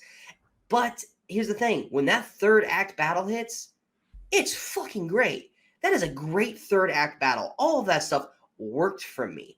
What's his name? Spider in the movie. I made a joke about him during the fall thing that he looked like the kid from Workaholics. He doesn't, now that I actually watched the movie. I think the kid was fine, even though he does say bro a lot. But bro. Come on, bro. But I liked all the characters. I actually think Avatar does everything that Avatar 1 did and exceeds it and does better. And I think a lot of people who are chalking it up or shitting on it just to shit on it, going, oh, the story sucks. I'm sorry. And I said this in my review. You don't go to Avatar for the amazing story. You go to Avatar for the amazing visuals, probably the 3D as well, and to see a visually cinematic masterpiece, not the story. Arguing that you're going to see Avatar to see an amazing story is people who go to go see Fast and Furious because they want to see dramatic Oscar-worthy acting and story. No, you're going to see cars, explosions, action, and Vin Diesel grunt on screen. You're not going for the phenomenal story of the Fast and Furious. Avatar is the same way. So if you're going to argue that Avatar's story sucks, then you can't defend Fast and the Furious for the same damn thing. That's all I'm going to say about that. But Avatar: The Way of the Water, I think, does an actually really good job for everything that it does. It's not a perfect film by any means, but for what it's aiming out to do, it exceeds it. And I now am actually excited for the third film. Hopefully it doesn't take another 13 years for it to come out. They do say it's coming out in 2 years, but this was supposed to come out in 2016, and here we are in 2023. Well, to be fair, the third one's filmed. And it's yes, but this one was filmed in 2016, and here we are, so it is what it is. But I really enjoyed it. My number 7 is a film that we were both excited for, and I think it matched my expectations, which was Glass Onion: A Knives Out Mystery. We both love Knives Out. When we saw the cast, I think you and I were both excited for the cast that we got. I love Edward Norton, Batista, Hudson, everyone a part of it. The kind of tropical island approach, I think, was a nice visual upgrade compared to Knives Out, where it was kind of like a country mansion kind of thing, which kind of looks dusty and kind of confined, but having it out in this kind of otherworldly area definitely added some aesthetic to it. I think Daniel Craig improves on his Benoit Blanc. I think he gets more time to actually kind of chew the scenery with it a little bit more, and I think he has a lot more fun this time around than he did in the first film. I think Edward Norton is great as Miles. I think everyone does a great job with their roles. Just like in Gray Man, Jessica Henwick is once again completely wasted in this film, but what she does do in the film is really well done. the mystery is not the whole point of the film. It's more of the why and who done it kind of thing than the actual mystery. But I loved the twist or the revelation that we get about halfway through the film, because it does make the movie that we've just been watching kind of flip on its head, and you have to watch everything differently now, and you kind of have to reassess everything halfway through the film. I know that might piss off a lot of people, but I actually really, really liked that. I think the performance of oh my god, I'm blanking on her name. Monet? Yes, Monet. I thought she was fantastic. I'm normally kind of iffy. She's either really good or really bad. I thought she was fantastic in the film. And I had fun watching this. And I've watched this 3 times now. And I think the twist in the story halfway through actually makes the movie feel faster. Like, I watched Knives Out, and I felt the weight of its length in that. But when when Glass Onion flips and you have to kind of reassess everything, to me, it feels like the movie actually moves faster for me. I didn't feel the time in Glass Onion like I did in Knives Out. And I had a blast watching this. I'm not saying it's better than the first film. They both have their qualities that makes one better than the other. But I think they both are perfectly well-worked sequels together. And I cannot wait to see Benoit Blanc back again in a third Knives Out or 18 Knives Out. As long as Rian Johnson and Daniel Craig are doing this, I will watch this as many times as I can. And this being not like a physical role like James Bond, he can keep doing this as long as he wants to. And have fun with it, because he does this better than Brana does as Poirot and whatever fucking Agatha Christie ones he does, because those movies are just boring to me. Do you have it? Are you going to talk about this later? Or? I'll talk about that later, yeah. Okay, what's your 6 and 5? My 6 and 5. My number 6, you talked about a little bit on a different video, I think, and that's The Gray Man.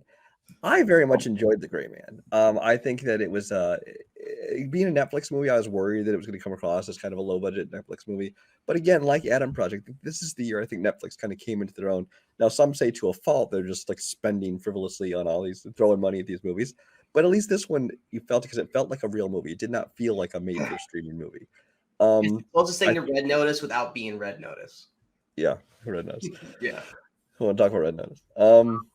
But this one, I mean, you have Ryan Gosling and Chris Evans both just seem to be having a blast in this movie. Ryan Gosling kind of playing shades of his kind of nice guy's character almost, except if he was like a more competent, assassin kind of guy. Chris Evans is just chewing up the scenery. He's having so much fun, like the most fun he's had since playing Lucas Lee and Scott Pilgrim. You got Anna de Armas, who actually gets to get on some of the action. Would I have liked to have seen even more of her? Yes, but she does get to get in and play the action, unlike Jessica Henwick, who is in a scene or two of this movie, and she is wasted. I don't know what's up with this trend in Hollywood. I don't know why. What does everyone have against her? They seem to like to cast her, but then not actually give her anything to do. I don't know what the reason is behind this. But this is it's just a fun kind of spy thriller. It's got plenty of great action set pieces. But the characters, like I said, they get to have a lot of fun with it.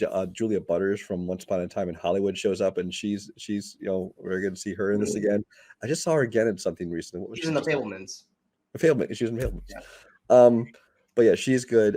So I mean, there are some twists and turns to it, like with Billy Bob Thornton, that get a little bit predictable. But it's directed by the Russo brothers, who have not really done a whole lot since they did Avengers. They produced some stuff. I think they did Cherry. They did Cherry. Did they direct that one? Okay, I actually didn't see Cherry, but it wasn't both of them. It was one of them. I can't remember if it was both or one.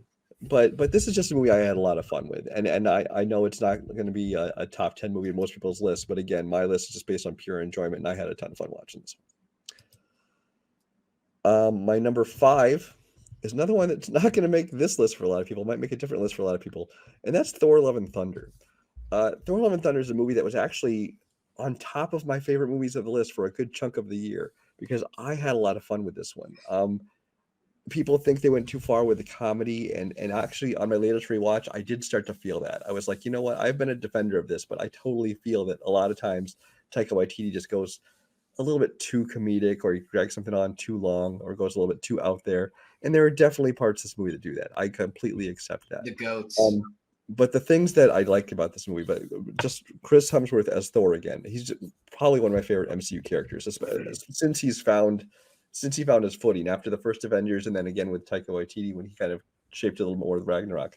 I think he's been playing Thor perfectly ever since then. You got Natalie Portman. You get her to return as the mighty Thor, or as Jane Foster. Which that whole storyline, again, I don't necessarily agree with every twist and turn it took, but I thought that it was fun to see her back and get to see a whole new take on the character.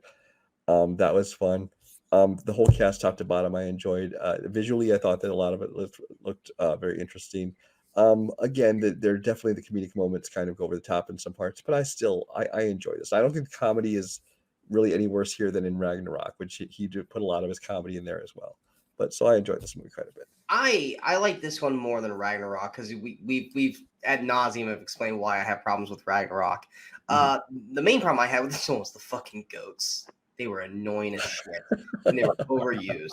But yeah, Hemsworth is locked in on Thor. He has the formula. He knows the assignment. He knows what the fuck he's doing when he's Thor. I thought Natalie Portman was great. That was the number one worry that you and I had coming into this year was how is Taika going to handle that storyline with cancer and everything? Is he going to make it serious? Is he going to make it a joke? I think he actually did solid with it. I think he did enough to I think get us to be okay with where they went with that storyline. Real quick, I forgot to mention two things completely. One, Christian Bale is Gore. I was about to bring up Christian Bale. Go ahead. I got sidetracked and I think that he was great in that villainous role. I think it's like a lot of MCU villains. He's not just the mustache twirling villain. He's got a backstory. He's almost sympathetic where you maybe don't agree with what he's doing, but you understand it. Because the whole opening with him and losing his daughter, I thought was very well done. The other thing another kind of negative of the movie is the Guardians of the Galaxy, because they appear in it and we got this tease like, oh, he's gonna go off on these adventures with the Guardians. And I would have loved to have seen like half the movie be that. But when the trailer came out, I could tell, I'm like, these are all from the same place. I bet they're only in like 15 minutes of the movie. And they were barely in that 15 minutes. 5 minutes. It was like a montage where like a couple characters got a line or two, and that was essentially it. And those scenes were fun, but there wasn't nearly enough of them, so they were kind of wasted. I'm sorry I interrupted. Go ahead. No, it's your movie, not mine. Guardians being in it for only like the first 5 minutes was kind of a bummer. You could tell that like Chris Pratt wasn't in like Star-Lord shape either for that role. But yeah, like most of them were just standing around. Like they didn't have any lines barely at all. Bale, like I said, Bale was great in the film. The color palette, like I love the black and white color fight. Where God, what was the place we were called? It's not the darkness, but it's just like a shadow world or something. Yeah, like shadows realm. But I love it, but then like their weapons, like Mjolnir and Stormbreaker, those are the only things that gave off some colors. Yeah, like that was visually it looked great. Korg is still freaking Korg. I don't think was as overly used like he was in Ragnarok, but he still had his moments. Valkyrie was fine. She may be a little underutilized in there, but I think Valkyrie was fine. The action was good. I was excited for Russell Crowe as Zeus, but I think that whole scene didn't really work that well at all. But I mean, it is what it was. It looks like it was more a placeholder for future stuff, but we don't know what we're going to get with Thor coming in the future. But no, like I said, I enjoyed it more than Ragnarok. It still has its problems, but I had fun with it.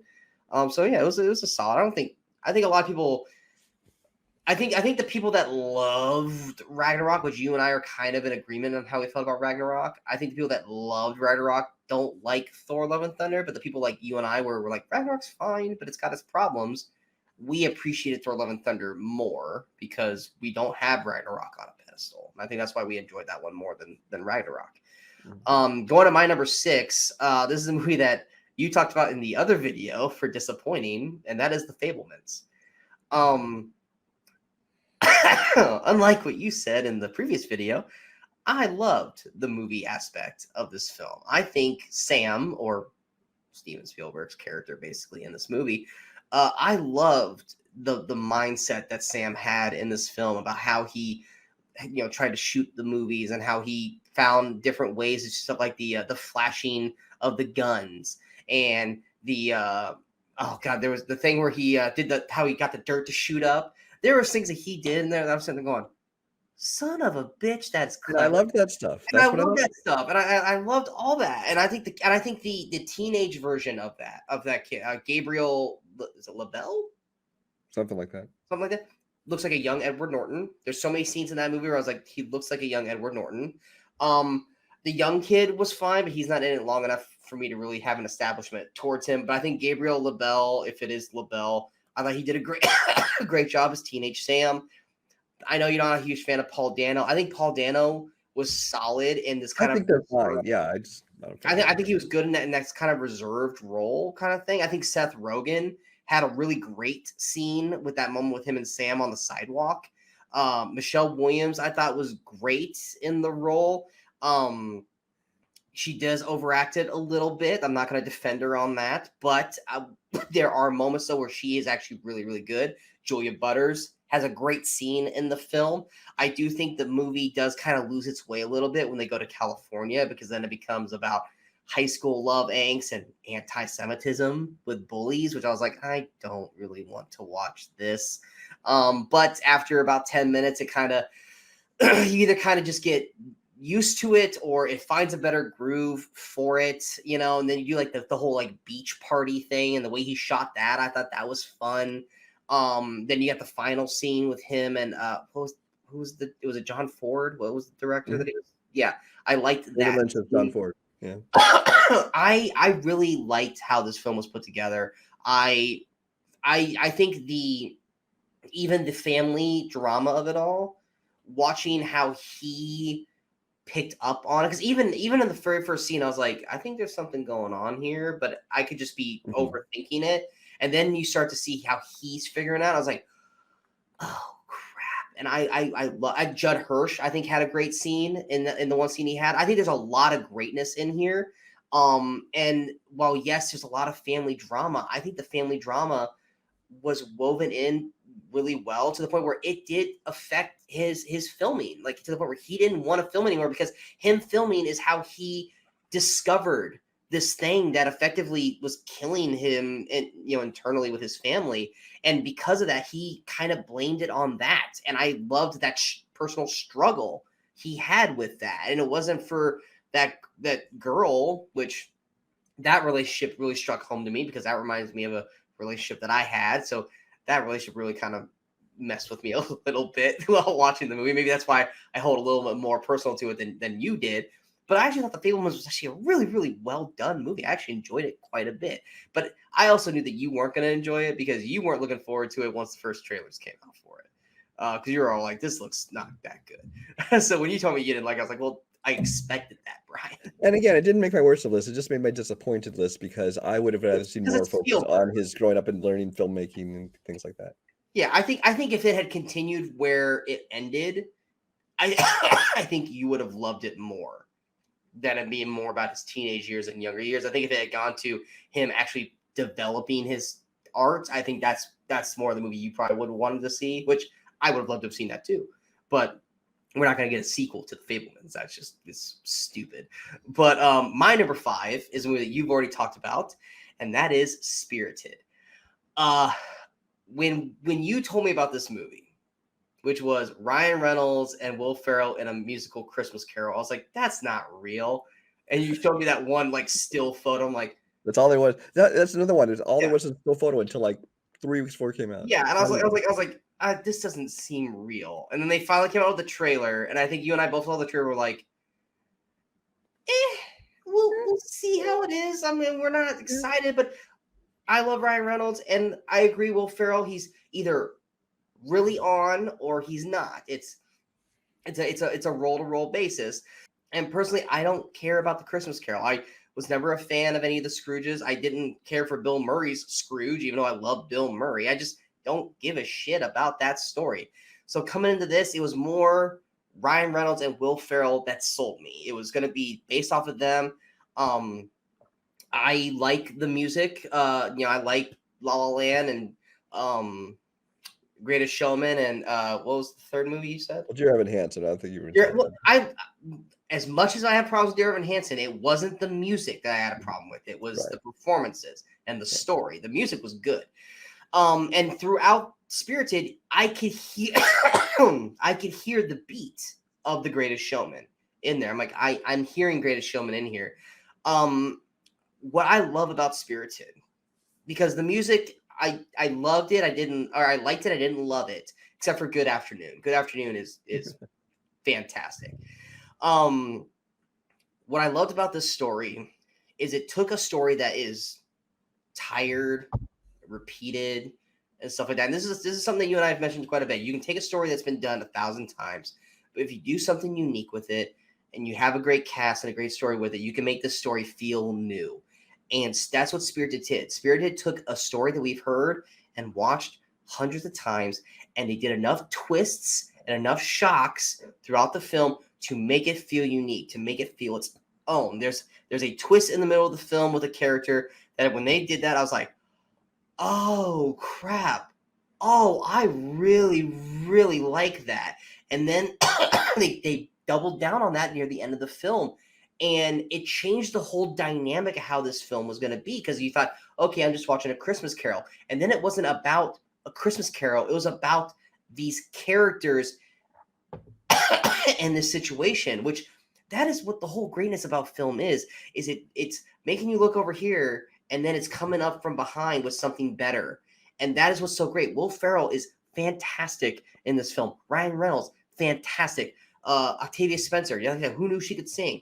She's great in this. The music is great. The choreography is as solid as it's going to be for Will Ferrell and Ryan Reynolds. I love this film. I've watched this film 3 times already. This is a movie that is 100% going to be an every year Christmas watch for me. I've been defending this movie for people who have shit on this film, who have never watched it. They're just like, I don't like Will Ferrell, or I don't want to watch A Christmas Carol. It's like, don't stop judging this movie before you've seen it, because you don't know what you're talking about. Just give it a watch. You will not be disappointed. I can't stand Tracy Morgan, but Tracy Morgan was great in this movie. I had so much fun with this film. I love it. And for anyone who is unwilling to give it a chance because of Will Ferrell or the Christmas Carol storyline, and they just want to shit on it, all I have to say is good afternoon. Yeah, no, I agree. I've already talked about this quite a bit, but I do want to. You talked about the choreography, which yes, when they did Will Ferrell and Ryan Reynolds, they kept that kind of within their skill level. Yes. But if you watch like the whole background people and the actual the professional dancers going at it, it was very well choreographed. I love the dance numbers in that. The choreographer was actually part of a basically a tap dance group, of African American tap dance group, and you can tell, because you see a lot of them dancing a lot of times throughout the movie, and it's really well done. And the final number, the visually looked fantastic as well. What was your 4 and 3? My number 4 is Amsterdam. Again, one of my biggest surprises of the year, and this is a movie that I thought I would maybe enjoy, maybe not, based on the cast. And a lot of people didn't enjoy this, and more power to them. But I just really like this one. I think that the story of it I enjoyed, but again, most of this movie's enjoyment for me lies on the relationship between these three people who came together in this time of war, and they became essentially siblings, and the relationship between them is just, I love the way they played it off. I love the characters. I think like Christian Bale is definitely playing a more comedic character than he usually gets to play, but I thought he did it very well. It was not over the top, it was not cartoonish, but it was still definitely comedic. There's a lot of cameos which are really mostly unnecessary, but for the most part, I think most of the people in this movie I thought played it very well. But yeah, I can't even pinpoint what it is I liked so much about this movie. I actually enjoyed the plot. It was kind of a mystery, kind of a I don't know how to describe it, but I thought it struck a good balance of the comedy and drama to it. So I liked it, and based mainly on those 3 leads. My number 3 is a movie I think you're going to have higher than me, and this is Top Gun Maverick. Top Gun Maverick, I've already talked about how it did surprise me how good it was. This movie could even contend for the number 1 spot, or maybe number 2. The problem for me is that it is pretty light on story. Essentially, there's not a whole lot to it. He shows up, he trains for this one mission, they do the mission, it's over. But that's not what the movie is about. The movie is about the cool, flying visuals, the experience, especially if you watch it on a big IMAX screen or just the biggest screen you could find. Just those flying scenes being done in real life and not all CG, that made that super unique and enjoyable to it. I do love the entire cast top to bottom. Of course, Tom Cruise, but Jennifer Connelly, and Glenn Powell, who is a favorite around here in Movie Crusaders. I'm hoping this leads to more and more roles for him. I didn't have a problem with the plot. I just think it's a very thin plot. Some people call it Death Star Trench Run, the movie, which it There's kind of nothing is. wrong with that. There's Yeah, nothing wrong with nothing wrong that. with that. There's nothing wrong with that, but it does keep it from being like my number one or number two movie of the year, just because there's not quite as much substance to it. But I do enjoy it quite a bit. It was a great experience in the theaters, and it really did blow me away. All right. My number 4 is a movie that I think you're tired of hearing about. It's a movie that what's funny. Here's what I love, and this is why I love working with Brian. Let's flash back to the beginning of the year. Beginning of the year, we go to most anticipated, and you had this movie, and I was like, yeah, I saw the trailer for it. I wasn't that impressed, and you were like, I think this movie is going to be bonkers, and I can't wait to see it. I'm excited, and I was like, okay. And so I dismissed it because I was like, I'm probably not going to watch it. And then I kept hearing everyone talk this movie up and go apeshit over it. I was like, all right, I'll check it out. And then I watched it, and I went bonkers and crazy for it. And then Brian watched it, the person who was excited for it, and he was like, it was good, but I think it's overrated. And now we're talking. Now we're talking. You just now figured out what it was? Yeah, just now figured out. Okay. And we're talking about Everything Everywhere All at Once. I said this in my review when I was like, how can you describe Everything Everywhere All at Once? And the best way I can describe it is you open up a Christmas box full of Christmas lights, and you take out a big bowl, a big ball of like just tangled Christmas lights, and you're just trying to untangle it all, and it comes out into this beautiful, beautiful light. And that is what Everything Everywhere All at Once is. It is off the wall insanity. It's got the multiverse, but it does it better than Doctor Strange did. It's got top tier performances. Michelle Yeoh. Please tell me Short Round's name because I'm going to say it wrong. The short round is Ke Kwan. Ke Kwan. I knew I was going to say it wrong. Stephanie, is it Huzu? It's HSU. Huzu? Sue. I think it's pronounced Sue. She's fantastic in it. Jamie Lee Curtis is fantastic in it. Everyone is so damn good in this movie. The action sequences are beautifully choreographed. The comedy through it is hilarious. But what makes Everything Everywhere All at Once, instead of just being this action-filled, funny multiverse movie, is that this movie has an incredibly weighted emotional heartbeat about family and not living up to your expectations and having that weigh you down as a person, and then seeing through this world that gets thrown to Michelle Yeoh's way, all these different paths she could have taken. Yes, does it go off to batshit crazy areas with hot dog fingers and rocks and a Ratatouille remix thing? Yes, but the most important grounded aspects of her story, which was where does she stay with her husband, or does she not stay with her husband, how that changes her life, how she goes from this route to this route to this route, and you're seeing her character see her life and how it could have adjusted and changed in all these different formats, and then to find out that her character is the one version that did everything wrong. And to hear that from somebody and go, you're the one version of yourself that chose every wrong path, but now you're the only one that can save the universe. And that carries a lot of weight. When you start the movie, Michelle Yeoh's character is not the most likable character at all. She's frankly a bitch to start the movie. But as you're unfolding the story and you're seeing where her character goes and how everything happens, and the way her husband is, who is also, like I said, beautifully acted by, say it again. Ke Kwan? Yes. And then the way she is with her daughter and how her daughter is dealing with how her mother treats her, which was beautifully acted. And then you start to see their different versions of their different universes. It all beautifully comes together. The story dynamic between mother and daughter and husband and wife are powerful, and they're beautifully well written. and they're beautifully acted through everybody. Even the dynamic from father to daughter to a certain extent. With I'm blanking on the her father's name. Pong? Yes. It's all so incredibly done that when you get to a certain point, when you get to the batshit crazy out of it right before the third act, where you just have two rocks talking to each other. Yes, is it fucking ridiculous? Absolutely. But if you're if you're in the story and you are invested in the characters and you're invested in the story, I know Brian's like, Sean, you're full of shit. Just reading the text of these two rocks talking to each other and knowing the characters that are talking through these rocks, it's such a powerful story of family and them trying to find their ways back to each other and trying to accept one another for who they are, what they are, and their missed opportunities in life, and learning to take what came through their life and learning to appreciate it, and not always just being, I wish I could have done this, or things would have been better if I had done this instead of this.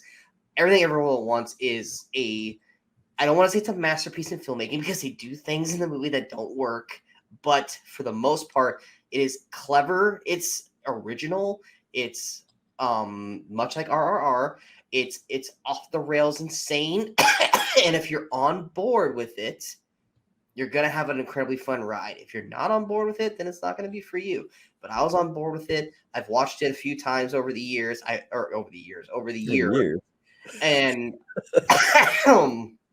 and I've loved every single second of it. It's went from my 1 to my 5 to my 3. It's jumped all around. I finally have it locked in at the 2 spot, or at the 4 spot. Sorry. I love this film. I know Brian doesn't feel the same way, but I don't love this film. I don't hate this film. I just think it's a film that is largely overpraised. It is creative. It is original. Absolutely. I just think that sometimes it gets a little bit too much in the goofiness, the hot dog fingers and the Raccacoonie and that kind of stuff. It made me roll my eyes. It was like, okay, this is going too far now. And then it gets so heavy-handed and beating over the head when it tries to get all emotional, especially the mother and daughter thing. It's like, okay, we get it. And then the movie, it also takes like a half an hour too long to end. I think the one scene alone goes on for about 10 minutes too long with the mother and the daughter. And it's a movie that I respect it for its originality, for its creativity. I think it's largely a good movie. It's a very good movie. I just don't think it's a great movie, and that's just my opinion.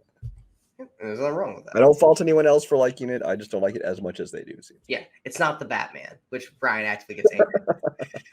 My number 3 film is a film that Brian has now talked about twice on this video alone, and that is RRR. When we got to the half-year mark, I had never heard of this movie, because I had never heard anyone talk about it. And we were going through our top 10 of the year so far. And I remember this was Brian's number 4. And I was like, what the hell is RRR? And you basically described it exactly how you described it here, is you started it and you stopped it after 20 minutes because it was fucking utterly ridiculous. And you weren't going to watch it again, but then you kept hearing people talk about it. So you watched the rest of it and you said that it was batshit crazy to the max, but you just have to just watch it and not shut it off like you did. And I was like, all right, I'll check it out, because I'm also the same way. I don't care to watch Indian films. And like I said, I thought they were all Bollywood because it ends with a dance number like most of those do. And I thought that's what they were. But when I shot my review, I found out that that's not the case. Sorry. But I went in to watch it. Now, granted, it's on Netflix. If you have the option to watch it with, Indian with English subtitles or watch English dub, do not watch it with English dub. It is stupid, because you're watching the subtitles and the word, and they don't match. It's like watching Squid Game. Don't watch Squid Game with English dubs. It ruins the characters because the voiceover is horrible. Just read subtitles, people. Calm down. RRR is, if there wasn't a little few things here and there, this movie is equivalently the best film of the year. This movie is so much fun. I literally just watched it last week. It has everything in it. This is literally a movie that literally has almost every facet you can want. It's got a bromance. It's got a love story. It's got action. It's got some horror elements if you want to count the animals and the torture scene, if you want to call that. I want to call it horror, but it's hard to watch in that way. It's got drama. It's got music. It's got dancing. It's got everything. And yes, it's 3 hours long, but you know what? At the hour and a half mark, it kind of stops. So you can break it up into 2 hour and a half marks because it at the hour and a half mark, it literally does a fade to black, like end of track 1, flip it over for track 2 kind of thing. So if you don't want to sit there for 3 hours, which trust me, you should, at the hour and a half mark, it really does give you a stop point that you could stop and come back to it. The 2 leads are flipping amazing and have 2 of the best character introductions I've ever seen. Yeah. Ram, or whatever you want to call him, because his name changes halfway through the movie for some reason. Ram has got one of the most badass fucking introductions I have ever seen from a character. And it's utterly ridiculous, but it's so well damn done that the ridiculousness of it is just badass. And then you got Bahim, who also has an awesome introduction and just a kick-ass introduction of a character as well. So you got these 2 leads that both were introduced to perfection for you to go, okay, whatever this guy's doing, I'm invested in this character. Then you bring these characters together, and within a song, you believe that these are the 2 bestest friends in the world. And you believe and you are invested in this friendship. And then he falls in love with a girl, and then you have this party, and you have one of the best dance numbers that I've seen in a very, very, very long time, and it never gets tired of watching it. I think I've watched that dance sequence like 10 times. And I'm sorry, when the suspenders start going, dude, that is beautiful. If you want to really go down a rabbit hole, start watching YouTube, people's reaction to watching that scene. I watched like 50 of those things, I swear. It's insane. And they did it in perfect unison. I don't know how many if they did that in one take, I'm going to call you a liar. But it is insane. The action sequences, yes, the CGI for the animals is not that great, but that's because I think in India they cannot use animals at all because of animal laws and stuff like that. So if you can just get past that, because it's not horrible, it's not. And if you want to nitpick it for that, you're just finding something to nitpick. Some of the acting isn't that great. Mainly, what's her name from Last Crusade? Allison Duty. What? Allison Duty. Yeah, she's not that great, but Ray Stevenson. I almost said Winston. I was like, that's not the right actor. Ray Stevenson always plays a perfect foil. He's great in it. This movie has so much heart, so much passion in this project. It is a beautiful, beautiful film, and it's got some of the most batshit crazy action. There's so many moments as we were going, fuck you, but in the most loving way, because there's certain fight sequences and certain things that happen that is unnatural and unrealistic, but it is fun. It's fun. You're going to laugh with it. You might cry to it at certain points.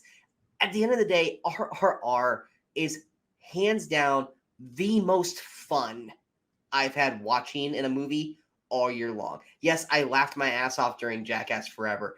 And Violent Night. I enjoyed the flight visuals of Top Gun Maverick. I enjoyed the performances of other films. But RRR, I wish I got to see this in theaters. I had to watch it on Netflix. If this movie ever gets re-released in theaters, I'm 100% going to see this in theaters because this movie deserves to be seen on a big screen. It deserves to be seen in front of a crowd. This movie is flipping amazing, and so many people will not watch this movie because it's a foreign film. And I've been telling everyone, hey, you want to see a great film? It's a foreign film, and immediately go, I go, no, shut up, don't it, because one of the best horror films of all time is a foreign film, which is Train to Busan. There are so many foreign films that we immediately scoff our noses at because we don't want to read subtitles. Just let that shit go. Because RRR is just the most insane film ever, and it's so much fucking fun. And I gotta thank Brian, because if Brian hadn't brought it up in our half-year review, I may have never watched it. So Brian is the reason why this movie is rated my number 3 for the Or year. anything from these shows, it's that he should listen to Brian more often. Unless it's movie 43. Or The Brothers Grimsby. What? Anyway. Yes. Go ahead with your number 2 and number 1. My number 2 is The Glass Onion, which you've already talked about. I'm as surprised as anyone that this is this high on my list. I expected to enjoy it because I enjoyed Knives Out, but it wasn't like my favorite film of the year that came out. Something about this one just worked for me, though. I think it's a great ensemble cast. I think they all have very very well defined and individual characters. I think the chemistry between each combination of the characters I think works very well. Obviously, the MVP I think is Janelle Monáe, who it turns into a great performance, or a couple performances if you want to look at it that way. But she does a great job. Daniel Craig, again, he's an actor who I always thought was a little bland and boring. I mean, even when he was James Bond, he's kind of a suave guy, but he was kind of bland and boring if you ask me. But he did the action scenes fine. Yeah.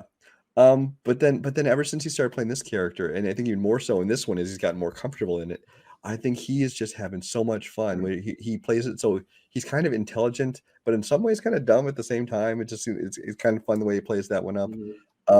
I think the direction of this is great. I think they keep the tension going, like Sean talked about earlier, where when it flips halfway through and you kind of have to reevaluate everything you've already seen. I think that makes it for even better repeat viewing, because you kind of look at the first half in a whole different way. So yeah, this is a movie that I didn't expect to like as much as I did, but I very much enjoyed it. So that's my number 2. I'll go ahead and go with my number 2 so we can both go 1-1. Okay. My number 2 is something you already mentioned, and that's Top Gun Maverick. Once again, not a movie that I expected to be even remotely in my top 10, but went and watched this film, and this movie, once again, was one of my favorite experiences in a theater this year. The visuals of how they shot this film is insane. I think Tom Cruise, I wasn't expecting the performance that I got out of him. I thought Tom Cruise is probably, not that he ever phones it in, but it's Top Gun. I'm not expecting a freaking top tier performance, but this was a top tier performance from Top Gun. I wasn't expecting the emotional weight that Tom Cruise had through this film. That with him still feeling the effects from the loss of Goose. I think the moment with him and Val Kilmer, you're not a fan of that scene. I thought that scene was very well done. Jennifer Connelly, fucking gorgeous in this film. I loved her in this. Miles Teller, I enjoyed him as well with Rooster. I loved his dynamic with Tom Cruise. Glenn Powell is fucking Glenn Powell. We love Glenn Powell. I enjoyed the cast of recruits around them. Do I think they should have gotten more screen time and more story? Because I still don't know what the hell the relationship is between Rooster and I'm blanking on the girl's name. She was Phoenix, I believe. Yeah, Phoenix. I don't know if they're friends, if they used to hook up. I have no idea because they didn't give us enough time for that. Bill Pullman's kid. Yes. Bob. I thought Bob was great because that was not a character that I expected to like, but I thought it was good. And then you had bit parts like a Manny Jacinto, who I know from The Good Place. He's in this movie. He barely has any lines. I'm like, I wanted to see more of him. Yes, I saw him too, and I was like, I wish he had a little more. But I get why they didn't have the time, but they could have, I get little moments to them. The parts that they did that kind of flash back to Top Gun, like playing Danger Zone at the beginning of the movie or doing like the beach thing, I think that they elevated and worked. They were a nice tip of the hat without feeling like they were just doing it to be nostalgia heavy. I feel like that they were good enough to establish a story, and they were in there for reasons. The trench run, the Death Star trench run, is freaking awesome, and it's amazing. And I don't care that it's Star Wars, because you know what? It did it better than Star Wars did it. Because I'm sorry, that trench run in Top Gun Maverick is leaps and bounds better than the trench run in New Hope. I said it. Don't get pissed at me. It is better. And just visually, everything in this movie is great. Every time that they're in the air, whether it's Maverick training them or even the freaking mock test at the beginning of the movie, everything looks fantastic in this film. And I loved watching this movie, whether it was at home or whether it was in a theater. I had a blast watching Top Gun Maverick. If they make another one, I'll be right there for it. I don't think they should. I think two's good enough. Don't try to do, because I think if they do it again, they might mess it up. But I think they did a fantastic job with it. Yes, the story is not as strong, but you know what? I think the story that they told was enough to make it worthwhile. The story is not bad by any means, but it's also, once again, it's Top Gun. You're not going to it for this high elevated story. The story just needs to do enough, which is get us from point A to point Z without us feeling bored, without us feeling like this is stupid. It helps elevate the characters, it helps elevate the action, and it does enough to elevate Tom Cruise to an upper echelon of an acting that we weren't expecting him to get through in this film, which helped elevate the other characters around him, so you cared about them when we actually do get to the fight scenes at the end of the film. And that's why it's my number 2 movie of the year. Yeah, if they ever make another one of these films, I would rather it, not be about flight school or anything. I would think it'd just be about like this band of pilots, all the young ones. Tom Cruise There's no can reason for them to go go up in a scene or something as like a mentor or something. But I would totally watch a movie of all the young pilots. Yeah, there's no reason for them to go back to Top Gun, because at that point, then yes, you're just redoing the same formula. Yeah. Go ahead with your number 1. My number 1 will probably be a surprise to anyone who's followed me and the things I've been anticipating for the year, and that's Bullet Train. Bullet Train is a movie I was super excited about from its announcement, because I mean, David Leitch is one of my favorite directors working today. Is definitely one of the most fun action directors. I mean, coming from being one of the people behind the John Wick movies, and of course going on to Hobbs and Shaw and Deadpool and some other things. And then when you get to do Bullet Train, and you put him with such a great ensemble cast, Brad Pitt. When Brad Pitt's in fun mode, is one of my favorite actors in the world. He doesn't visit it very often. I mean, this year he kind of did it again with Babylon in a whole different way. But again, he wasn't the problem with that movie. But when Brad Pitt gets to just have fun in a role, he is so much fun. He also doesn't care about making fun of himself. He loves to just embrace the comedy. And you and I both love it when the pretty boy actors make fun of themselves with comedy, and it works. Yeah, because he's here and he can handle the action, but he also is kind of a buffoon in some ways, and especially in the funniest stuff in this movie actually comes from more of his dialogue and his attitude, like, dude, I don't even know you, that kind of stuff. I still say this. I think in the trailer when he's fighting Bad Bunny and they're playing Staying Alive, I still think they should have played Staying Alive during the movie, because I think it hits better in the trailer than it does in the movie with that score. Yeah, but keep going. But then you surround him, of course, with a great ensemble cast beyond him. You got Aaron Taylor Johnson and Brian Tyree Henry as Tangerine and Lemon. They are probably 2 of the best characters in the entire movie. Bad Bunny in a brief appearance. I've never heard of Bad Bunny, honestly, before this. I only know Bad Bunny because he's a rapper, but he's been doing a lot with WWE. Yeah, so I know that. If he hadn't done wrestling stuff, I would have known who he was. No, he doesn't really speak much in this movie. I think he did perfectly fine. I think he had a good intimidating presence to him. I think his acting was fine for the one or two scenes he was in. He was great in it. Joey King, who I honestly don't like in a lot of stuff because I don't think she's a great actress. Yeah, she was decent in this. I didn't mind her in this. And then everybody else all the way down the line. I'm not going to list everybody in the movie because it's got a great ensemble cast. It's great. Michael Shannon, I will give it. He's a great intimidating presence always, but especially in this movie. I think the action is so well done. I think the comedy is so well done. When you have this many characters, I think it's maybe hard to give everybody all the screen time you'd like them to have. Like some people get short shifted. I don't feel anybody got short shifted. I think everybody had the perfect amount of screen time for their characters. The music in this movie, especially a couple times when they use like Japanese versions of recognizable American songs like Staying Alive, I think that works so well. The look of this movie, I loved kind of that neon Tokyo kind of look to the whole movie on board this Bullet Train. So I mean, from the look of the movie to the sound of the movie to the acting to the direction, everything about it, it's really everything I hoped it would be. I want more of Lemon and Tangerine. If they came out with a prequel series or prequel thing where it's like, we're gonna make some Lemon and Tangerine, you and me have both been on this, and we're like this with Glenn Powell, and we're like this with a few others, but you and I have been championing for Aaron Taylor Johnson to finally get used properly by somebody, and Bullet Train did that. Him and Brian Tyree Henry were perfect together as Lemon and Tangerine. I could have watched the whole movie with them, to the point when they weren't on screen, I missed them. Yeah. Brad Pitt was great as is he Ladybug in the movie? Yeah. Like I said, he's having fun.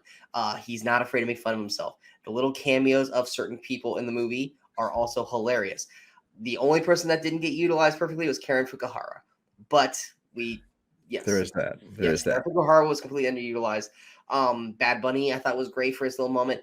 I do think that the movie kind of is a little manic and kind of jumps all over the place. So if you're a person that likes to have your phone out and watch a movie, shame on you, first off. But two, you're gonna be lost when you're watching this because it jumps around a lot of places. But I do think that people who aren't good at keeping up with fast-paced story, they're gonna have problems watching the movie. That's not something that you and I have problems with. But I think the action is great. I think it's enjoyable. I think it's insane, but in the good ways. When I figured out that it was Michael Shannon who was playing I can't remember what the character's name is. The Black White Death or something like that. something death. I was like, that's totally Michael Shannon, even though we can't tell. And then when he showed up, I was like, Oh, we knew. I thought it was obvious from. oh, Yeah. it was obvious, but it's obvious for us, the average person. They're not gonna know it's Michael Well, I Shannon. didn't think it was supposed to be a surprise. Michael Shannon's still not a big name to most people, but when he popped in, I was like, yes, yes, I love the look, I love everything about it. Yeah, Bullet Train was a ton of fun. What's funny, I literally can't remember who. Can I stop? Can I stop for a second? Is this your number one, or does this not make your top 10? This didn't make my top 10. Oh Doesn't my make my top goodness. 15 actually. I'm a little surprised. Okay, go ahead. I enjoyed it, but like I said the manicness of it kind of made the story a little kind of all over the place. Okay. But I had fun with it, and I didn't put it in my surprising because I wasn't surprised because I knew I was going to have fun with it. It just didn't make my top 15. I think it's in my top 20. It just didn't crack my top 10. But no, I had a lot of fun with Bullet Train. Bullet Train was a lot of fun. Just like Violent Night. I love Violent Night, but it didn't make my top 15. Because the first 15, 20 minutes is not good in that movie. But yeah, no, Bullet Train is a lot of fun. I want some more Lemon and Tangerine. And I agree, Joey King, I'm not a fan of her either, but she was actually really good in this film. And I also can't think of, not that I really think of it at all, but I can't think or hear Thomas the Tank and not immediately think of this movie ever again. So It will forever be linked. oh yes, 100%, and I mean that in the best way possible. My friends and I have taken to calling people diesels too. If they're Yes, so it's like if I hear Diesel, I'm gonna think Kevin Nash, WWE, or Bullet Train. Going to my number one film of the year, you have mentioned this movie already. This is a movie that I went in with little to no expectations. I remember when we first saw it, we were both worried about it because it was too similar to another movie that was going to be coming out months later. I went and saw this while I was in Dallas going to see the Cowboys play. And we just went to go see it because it's like, there's nothing really else playing. We'll just go see this. And I'm not real excited for it. And ended up coming out with it going, this is the best film of the year. It's got the best story. It's got a phenomenal cast. The action's great. I was invested with all the characters. And that is The Woman King. I think Viola Davis, it's weird because I remember when she first really kind of started out, I didn't really think much of her. Like, she's solid, but I didn't really like think anything of her as like a top elite actress. But then all of a sudden, it's like she just flips this switch, and now like anything she's except for Amanda Waller, I don't really care for her Amanda Waller. But just like Fences and all these other films that she pops in, she will just take my breath away with her performance. And I was worried about this film because I saw she was in this and I was like, this is coming out the same time as Black Panther, Wakanda Forever. And I know that Wakanda Forever is going to be mostly towards the females in the film. I was like, this is going to be one of those where it's not going to get looked at because it's too similar. And I was worried. Luckily, this came out first. And this movie, this is like going to be like a Defy Blood situation for me, where Defy Bloods was fantastic, but I knew I was going to be mad because I knew the Oscars are going to screw this movie over. This movie's not going to probably get nominated for Best Picture. I'm not saying it has to win, but it should be nominated. Viola Davis should be nominated. In terms of other people, Lashana Lynch, she should be nominated. Thuso Mabidu, she should be nominated. Sheila Atom was great. John Boyega was great. There are so many performances in this film that are fantastic. Visually, this movie looks amazing. The story, the character developments of these characters. I cared about all these characters. So when they died, I felt hurt by characters that died in this film. I wanted to see these characters succeed. I followed these characters, their stories, their ups and downs. Everything about this stories worked for me. I thought John Boyega was going to have kind of a nothing role as the king. He's got some great dialogue, some great scenes through this film. Like I said, the action set pieces for these work. God dang, I'm gonna say her name wrong. Thuso Mabidu, I have never heard of her before. I thought she was fantastic in this role. Lashana Lynch, I like her. She was amazing in this film. I love everything about this movie. This is my highest rated film of the year. I was completely caught off guard by this movie. It would be my number one most surprising because I had no expectations for this film at all. But like I said, I keep those lists separate. This film did everything that Wakanda Forever should have done and should have done better, but didn't. And like I said, I'm going to be upset when Oscars get nominated because I feel like maybe one of these might get nominated, but none of these. I feel like most of these people are going to get shortchanged. And this is a film that, much like The Harder They Fall last year, is a movie that most people are not going to check out and are going to miss one of the best films of the year, one of the best acted films of the year, one of the more action-packed films of the year. And it's a damn shame because The Woman King is incredibly well done. And the director, Gina Price Bythewood, didn't she do The Old Guard? Yeah, it's weird because she had done like Love and Basketball and a movie called Beyond the Lights, but then she did The Old Guard and kind of also like, Yeah. oh, she can do action. Anytime she's gonna direct something now, I'm ready. I loved this movie. It was fantastic.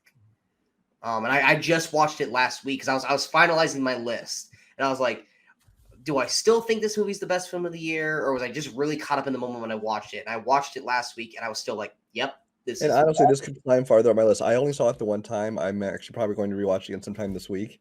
And so, who knows? Yeah. And as I watched it, I was like, nope, this is staying put. This is 100% staying put. Because as much as I love Top Gun Maverick and RRR and Everything Everywhere All at Once, it's like I feel like Woman King for the most part is a near perfect movie. There's a twist in the middle of the movie that I remember that I think you said you weren't that crazy about, but I think it actually works incredibly well. I'm not going to say it in terms of spoilers. Oh, I remember now. I think it worked, and I think it actually elevated the characters a lot more. But that's just me personally. But that is our most surprising and best films of the year. We hope you guys enjoyed this episode. If you guys did, go ahead and that like, share, and subscribe button to the channel so you guys stay up to date with all the latest videos pop up on the Movie Crusaders. Of course, we're going to follow us on all the social media outlets you see below. Coming up next, we will be doing our 2013, our 2023 most anticipated films of the year, where Brian and I are going to talk about all the films that we at least know of so far that are coming out here in the next year that we are, or now, because we're in 2023 now, that we are excited to see. If you can remember our 2022 anticipated, maybe one or two of them actually made the top 10 list by the end of the year. So hopefully 2022. But I'll take it as a victory that most of them actually came out. True. Which is, we couldn't say the last 2 years. Most of them came out, but most of them did not make it to our top 10 list. So here's hoping that 2023 we make some better choices, some better picks. Also, starting here in January, Brian and I are going to be back with kind of a reprisal of our Weekend Crusaders show. It's going to be called probably the Weekly Crusaders, where instead of talking about 5 movies that came out during that weekend in movie history, we're going to talk about 3 movies that came out during that week in movie history. We're excited to come back to that. We enjoyed that show. It was just a lot to do every week. So we condensed it down a little bit more. We don't know what week we're going to start on because January is kind of a shit month when it comes to movies. So we're just going to wait till we get a good week to talk about some stuff. and then we'll be back with that, as well as all movies for reviews. Like I said, I've been trying to get over the sickness. There's about 8 films that I've watched at the end of the year that I'm supposed to shoot reviews for, but I'm having a hard enough time just shooting these videos right now, so I'm not going to shoot those videos. If you follow me on Letterboxd down there, you can see all those reviews already posted. Same thing with Brian. Brian doesn't shoot reviews unless I basically drag him into one. So, but he does written reviews on his Letterboxd. Brian, what's your Letterboxd handle if anyone wants to follow it? Cinemaphile. Just Cinemaphile, that's it? Yeah, Cinemaphile. Okay, so yeah, so if you want to see what Brian's written reviews are for everything he sees, feel free to check that out. And then mine are usually just going to be links to the videos here. But we hope you guys enjoyed this year of movies, and hopefully look forward to being with us next year for 2023. Until next time, we are the Movie Crusaders. My name is Sean Waskrug. That is Brian Michaels. Until next time, in case we don't see you, good morning, good afternoon, and good night, Movie Crusaders.